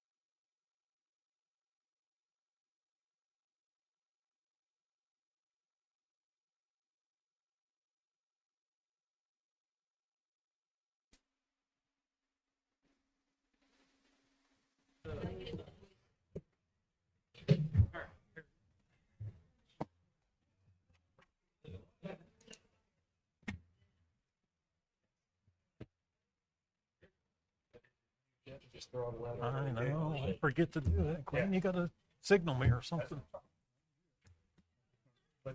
I know. They get in there and they, okay. Okay, so we're back in open meeting and we have no action. So we have another executive session for legal. I move to recess into executive session for consultation with our attorney, which will be deemed privileged in the attorney-client relationship under KSA 75-4319B2 for 10 minutes to include the commission, Forrest, April, Brock. We will reconvene in the commission chambers at, so we'll be in there at 19, so 7:29. Do we have a second? Second.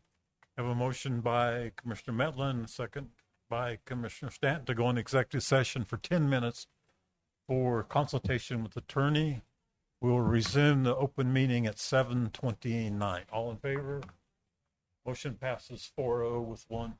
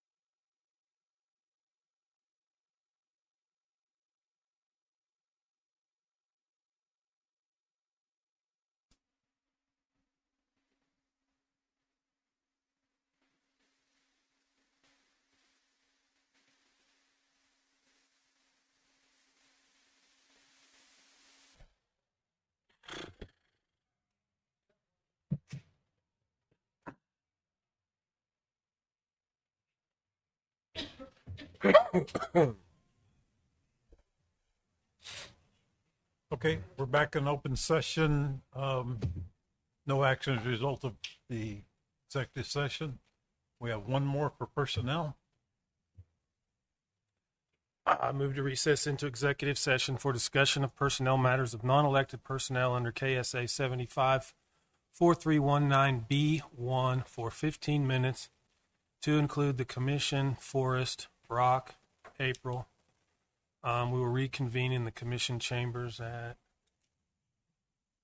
4:46. No Brock. No Brock. Yep. Brock's no Brock. We'll be back at 4:46. 7:46. 7:46. Yeah. Personnel matters. Do we have a second? Second. Have a motion by Commissioner Mettman, a second by Commissioner Stanton to go in executive session for 15 minutes for personnel matters. We will reconvene at 7:46. Did you say, or 7:47? 46. 7:46. All in favor? Motion passes 5-0.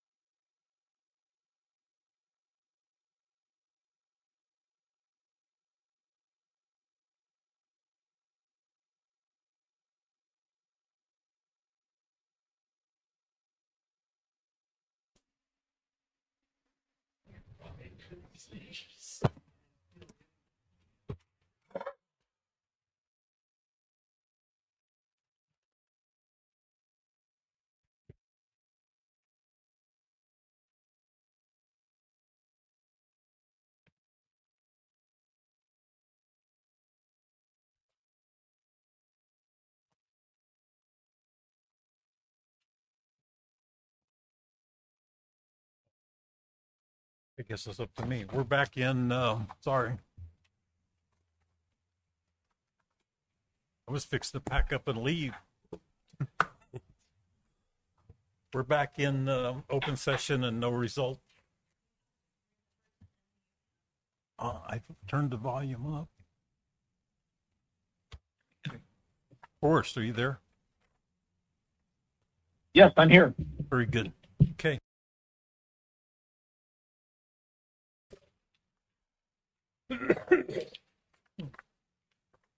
Excuse me, item 11, administrative comments.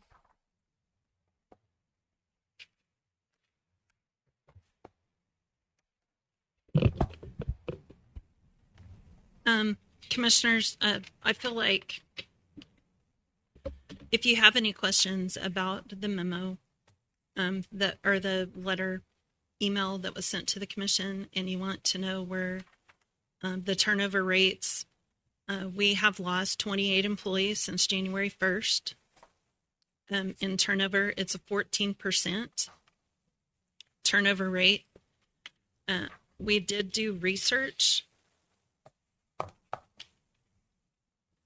with the U.S. Bureau of Labor Statistics that says the national average employee turnover rate across all industries is 3.3% monthly.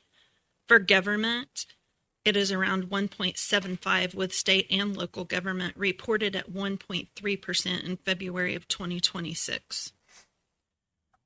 Again, the memo or the letter that I sent to the commissioners outlining my perspective on workplace morale and employee turnover was intended to provide internal insight to the governing body responsible for the county decisions and to ensure they were informed of the current organizational challenges.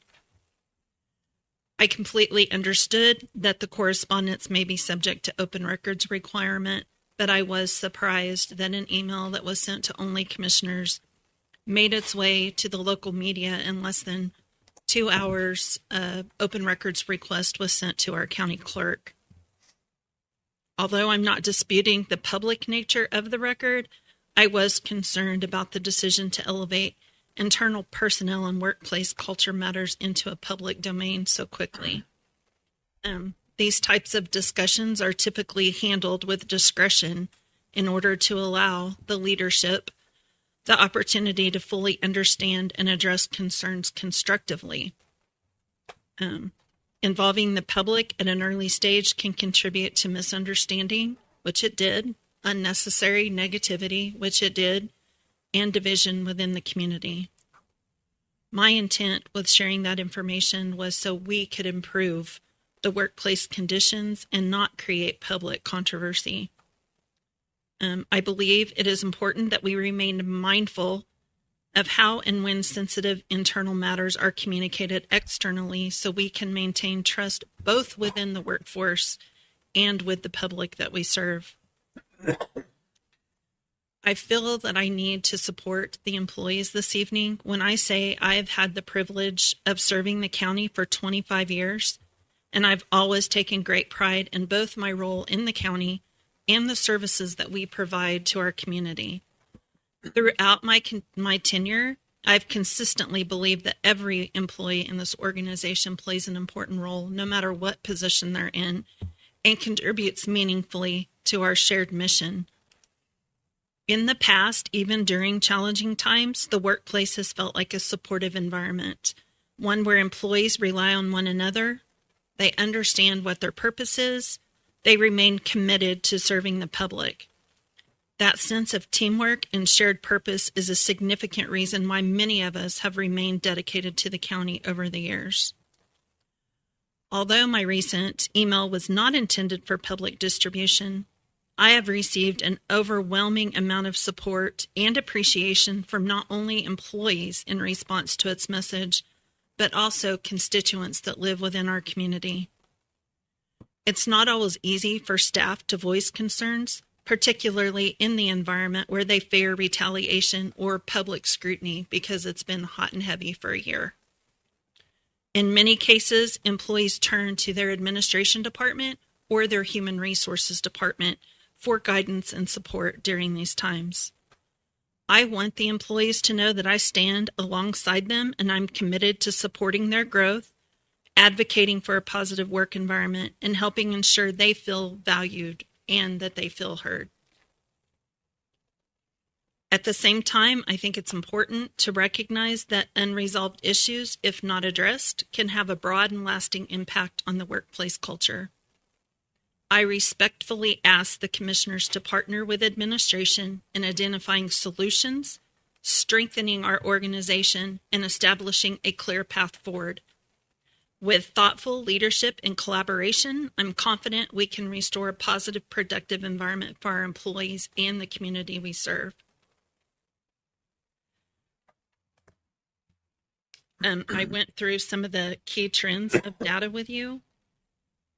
Again, monthly rates for government positions generally experience monthly separation rates between 1.3 and 1.75%. Local government, state and local government turnover has historically ranged from 1.5 to 1.7. Public sector employees leave voluntarily at a lower rate than private sector employees, approximately 9% annually versus 27% for private. Primary drivers are burnout, an aging workforce nearing retirement, and competition with the private sector wages and key contributors. Entry-level positions tend to experience higher turnover, which we are seeing, compared to overall averages. I don't think it goes without saying that when you have a lot of turnover, you have a lot of expense. I explained that to you. There's recruitment, hiring, and training experiences, and broader impacts on the productivity and the morale of the county. The Work Institute's 2024 retention reports estimates that a cost of replacing an employee is approximately 33.3% of their annual salary. Furthermore, as of 2026, 73% of hiring managers report that turnover places a substantial burden on the remaining staff, often leading to increased workloads, reduced job satisfaction, and additional turnover.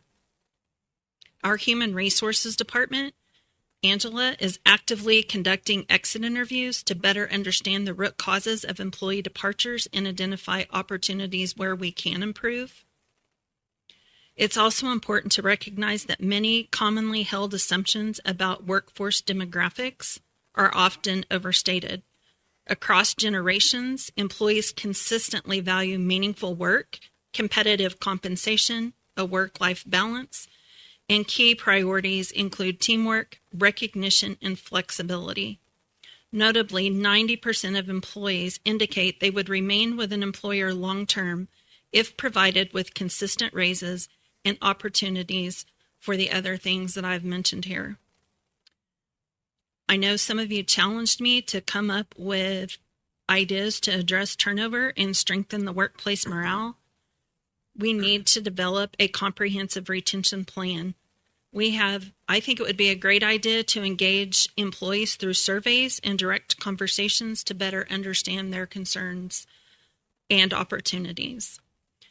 We need to maintain a competitive compensation and benefits even when the adjustments are necessary. And while we've been able, or this year we had to make changes to benefits, and we have not been able to give raises for a few years now, at some point it has to be addressed. We can't just keep kicking it down the road. Consider implementing stay interviews. That's when we can better align employee goals with organizational direction, ideally supported by a clearly defined strategic plan. That is something this new commission has not had the opportunity to do. And I feel like it's an important thing to do for employees to have a clear direction in how they contribute to the direction of the county. To strengthen our hiring practices, we need to clearly communicate what our organization values and long-term goals are. Those are listed on our website, and I would encourage you to look at those and see if you feel like those need to be adjusted at this point. I think it's also important to highlight positive employee experiences, and it strengthens our community to improve recruitment efforts. It used to be that people wanted to work for Seward County and they could just see what the atmosphere was like and what it was like to work for Seward County. And that speaks volumes when you're trying to recruit people or you're just visiting with people. We need to be able to highlight some positive employee experiences. We also need to leverage our available HR tools and platform. It does allow us to expand outreach while ensuring that we are effectively telling our story. Our program that you guys pay for, Clear Company, does hit many sites, allowing us to reach a greater number of people when we try to hire. I know we had to make the decision to do away with any type of travel training, but it's very hard to encourage engagement when there's no opportunity for professional growth. I think we need to evaluate the impact of limiting training and travel, as these restrictions hinder employee development and your long-term retention.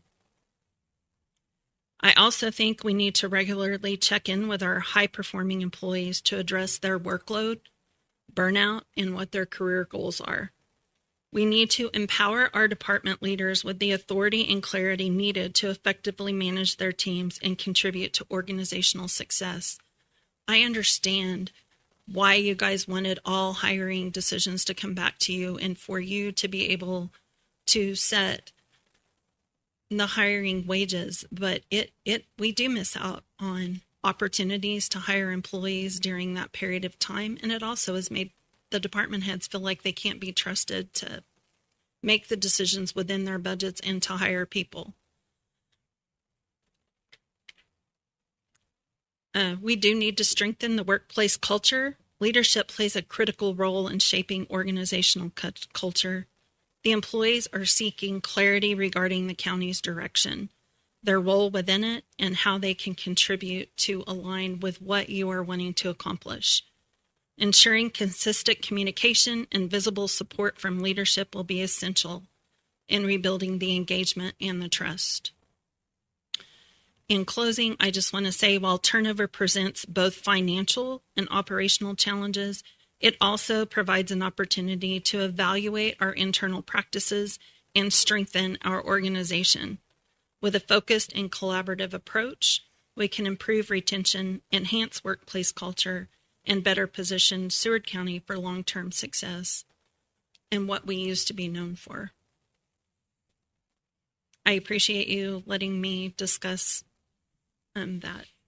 If you have any questions about the turnover, I'd be happy to discuss them with you. The report that we have, we cannot make public because it does have some confidential information on it, but we can share with the commissioners that we did have 28 total terms.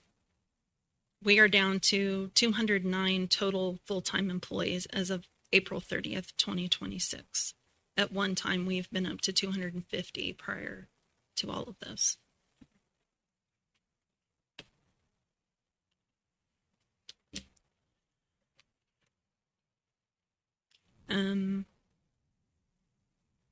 I will update and send the revenue and expense reports to you this week.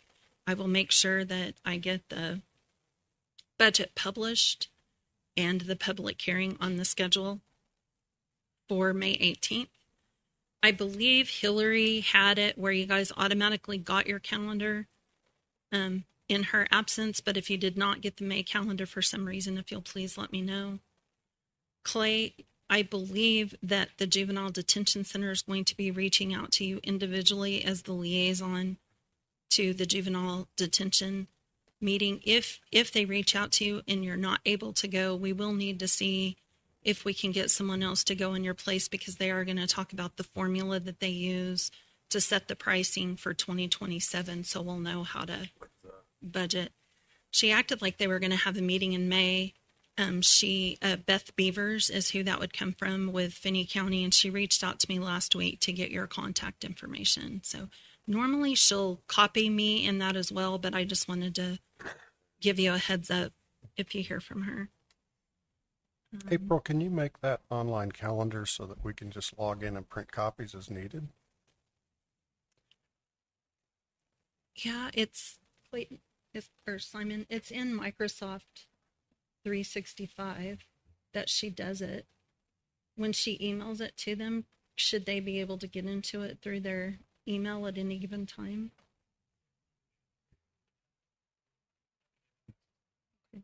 Do you use Microsoft 365? I can log in and to get it, yes. Hillary used to send me a copy. I don't think I've got one in May. Okay. So I will make sure that you guys get your May calendar, because it has all your meetings and stuff on there. And I will make a note to, we'll just set them up. I have mine because it was attached. We got like April, May, and June, all in one email. Okay, that's how she did it. Maybe I should go back and look then. Okay, I didn't It's know okay. that. We can send out a new one. Okay. We miss Hillary.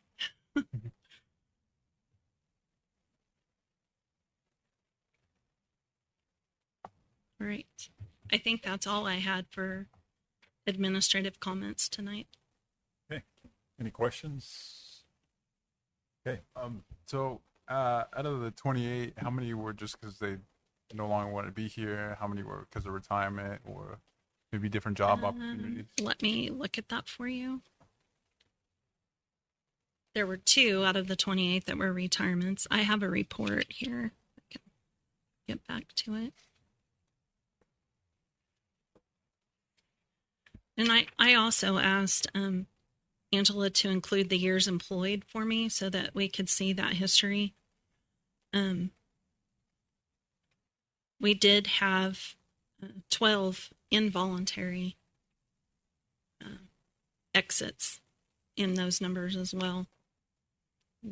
I was hoping that maybe we could pinpoint it down to certain departments, but we had sheriff, landfill, county attorney, health department, JCAPS, rural fire, emergency management, road and bridge. So it's not just in one department. The people that left us ranged anywhere from 1 month that they were employed with us, up to 18 years of employment with one of our retirees. So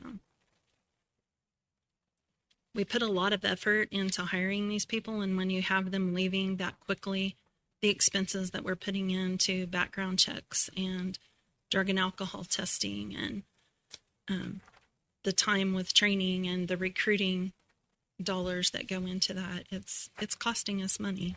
So, was the 1 month or a voluntary separation? Can you tell us? It was voluntary. Okay. Yeah. And I'll be honest, like on that one, that particular one happened to be Road and Bridge. And the gentleman just said it was a lot more manual labor than what he thought it would be. Sometimes when we have them in the jail, it's because they think they can be a detention officer, and once they're in the environment, they find that that environment does not work for them. So, but like I said, Angela's been doing a great job of meeting one-on-one with people as they exit to find out and identify where we have the opportunities to make some improvement. Any other questions? I have one question, comment.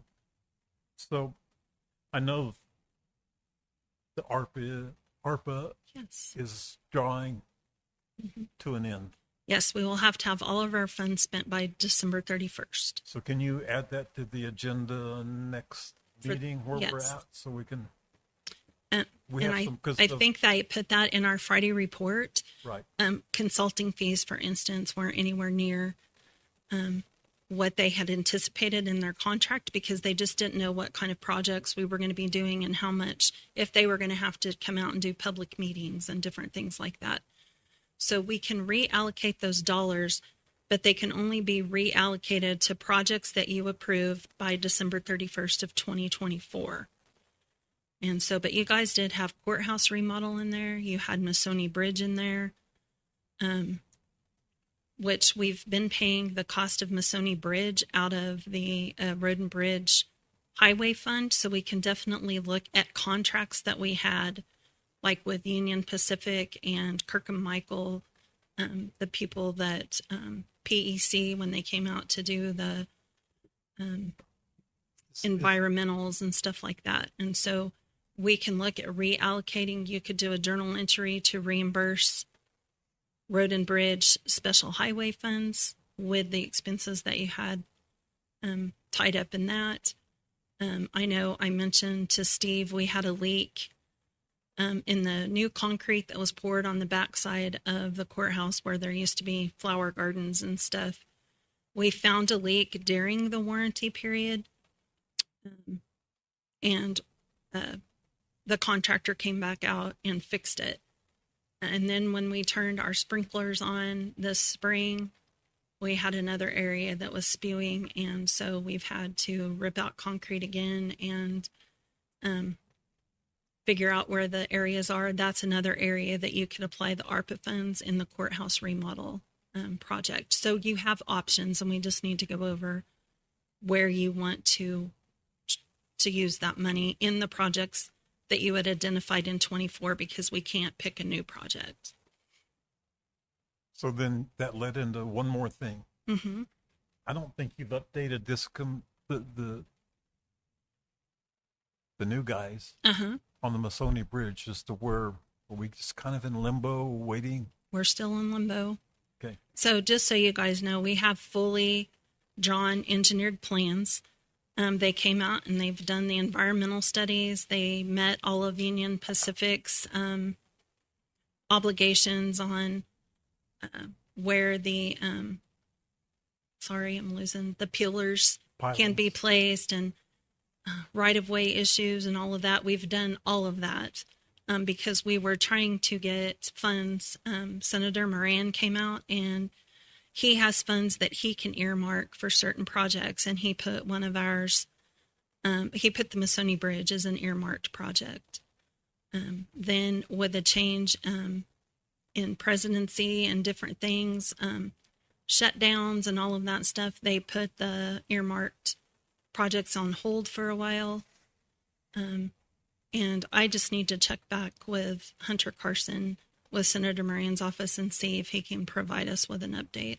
Because now the railroad is in the process of merging. That is correct. Union Pacific is merging with Norfolk Southern. Yeah. So it's been a long process, so it might not hurt to update. We've done a lot of work. However, if you get stalled, sometimes you end up having to redo environmental studies and redo stuff after a certain amount of time. So that project came in at about $2.4 million to completely build a whole new bridge, line it up where it wasn't, where it came out at an intersection and stuff. So. Okay. Any other questions? I don't remember where I started up last time. We started on my side a couple times. I will get. I'll let Pyro start. Yeah. For the community, so they know, I am reaching out to Kismet to see if they can meet with you guys on Friday at 7 at the Kismet Pavilion. If that date and time does not work for them, is there a secondary option for next week? I know Monday, Tuesday was out. Thursday is the National Day of Prayer, and some of us are involved in that at Light Park, and they moved it to the evening this year. So really the only options. Make it the following Friday, or are we getting into ball games? Tuesday is fine. I checked. I'll be back. Tuesday night will be fine too. What day It's is not that? Monday. Tuesday would be the 12th. Today's the 4th, Tuesday with 12. think that works if we need to, for me. I'll double check, but So I'll try for Friday first, and then if not, Tuesday the 14th at 7. Okay. Yes. What? Sorry, I don't know. Tuesday the 12th or this Friday at 7 at the pavilion. Yeah. Okay, now, sorry. What is it? Commissioner comments or just are we still on this? Commissioner comments? it's all you. Okay. Yeah, I just want to say, April, I appreciate you. Everything that you do. I appreciate the email. Letting us know what is going on and your perspective and everything like that.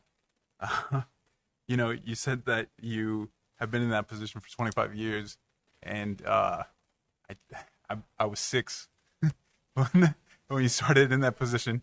So yeah, yeah. So I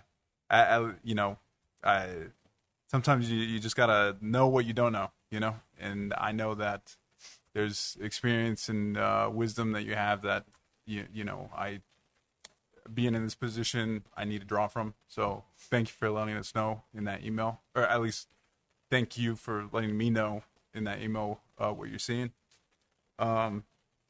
Personally, from the other businesses that I help run, I understand how important culture is and them in maintaining it as well, and how difficult it is if something kind of starts going one way or if you want to switch something up. I don't know why it's like that. I don't know if it's human nature, but I understand the importance of culture and maintaining good morale in any organization. So there's that. What else?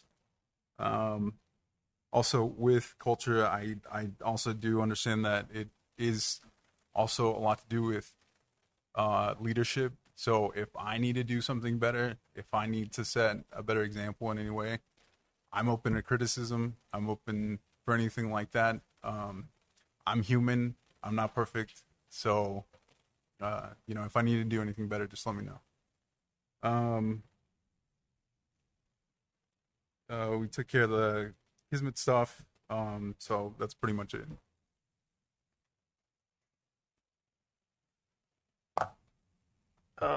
Yeah, so the county the county's been through a lot of changes. No doubt about that. I mean, we need to come together.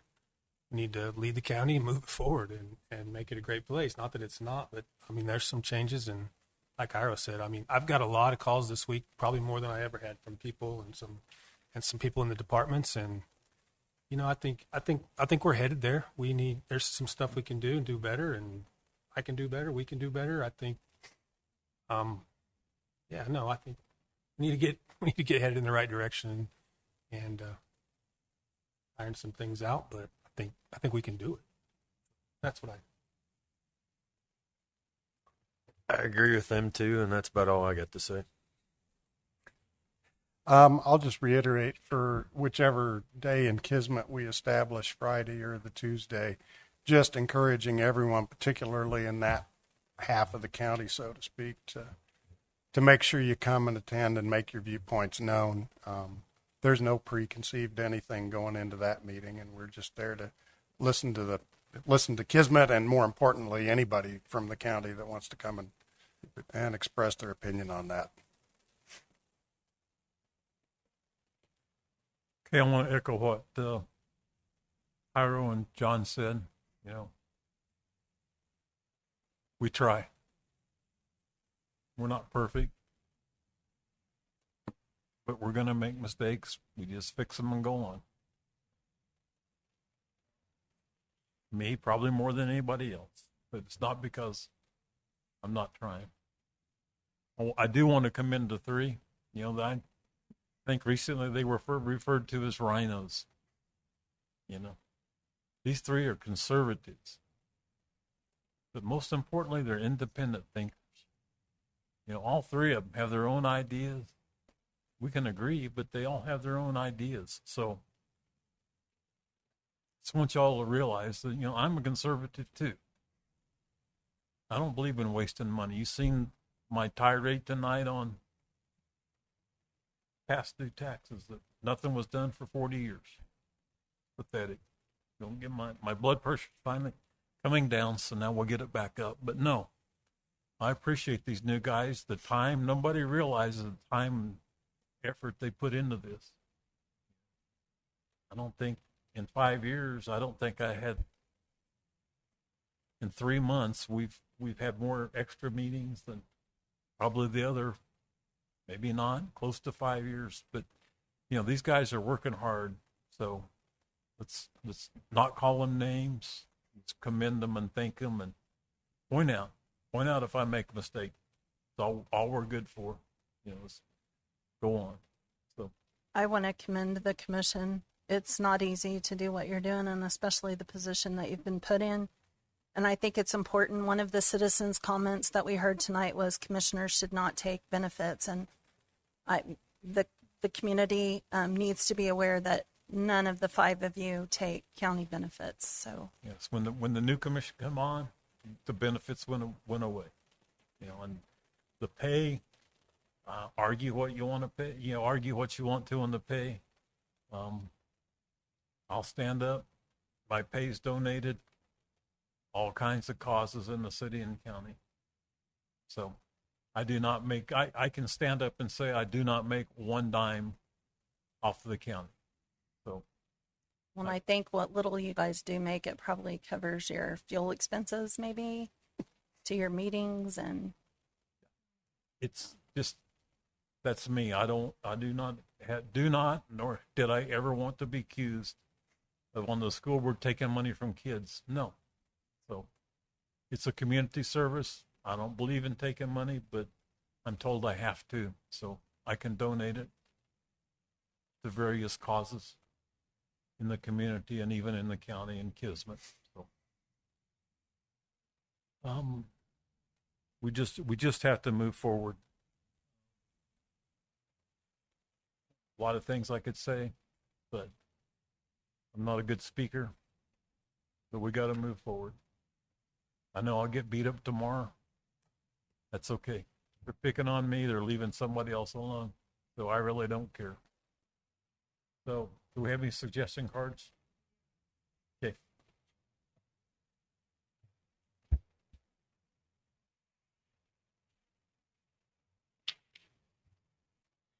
The suggestion card is from Donna Coffey. Wind farms are not our future. This is a huge problem for our farmland.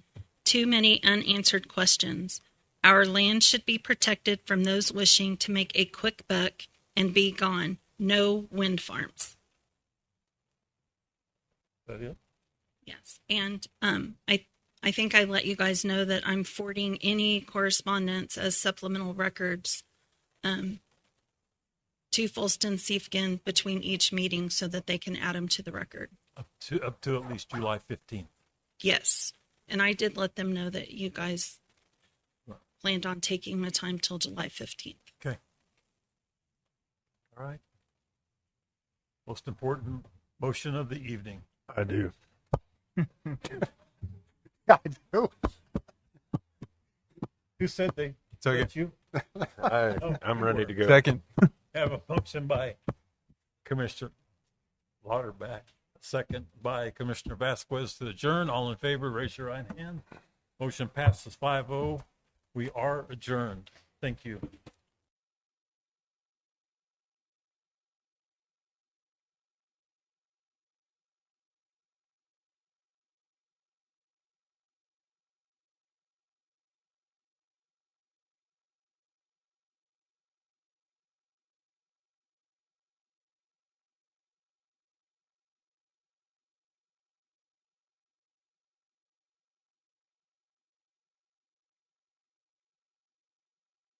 Thank you.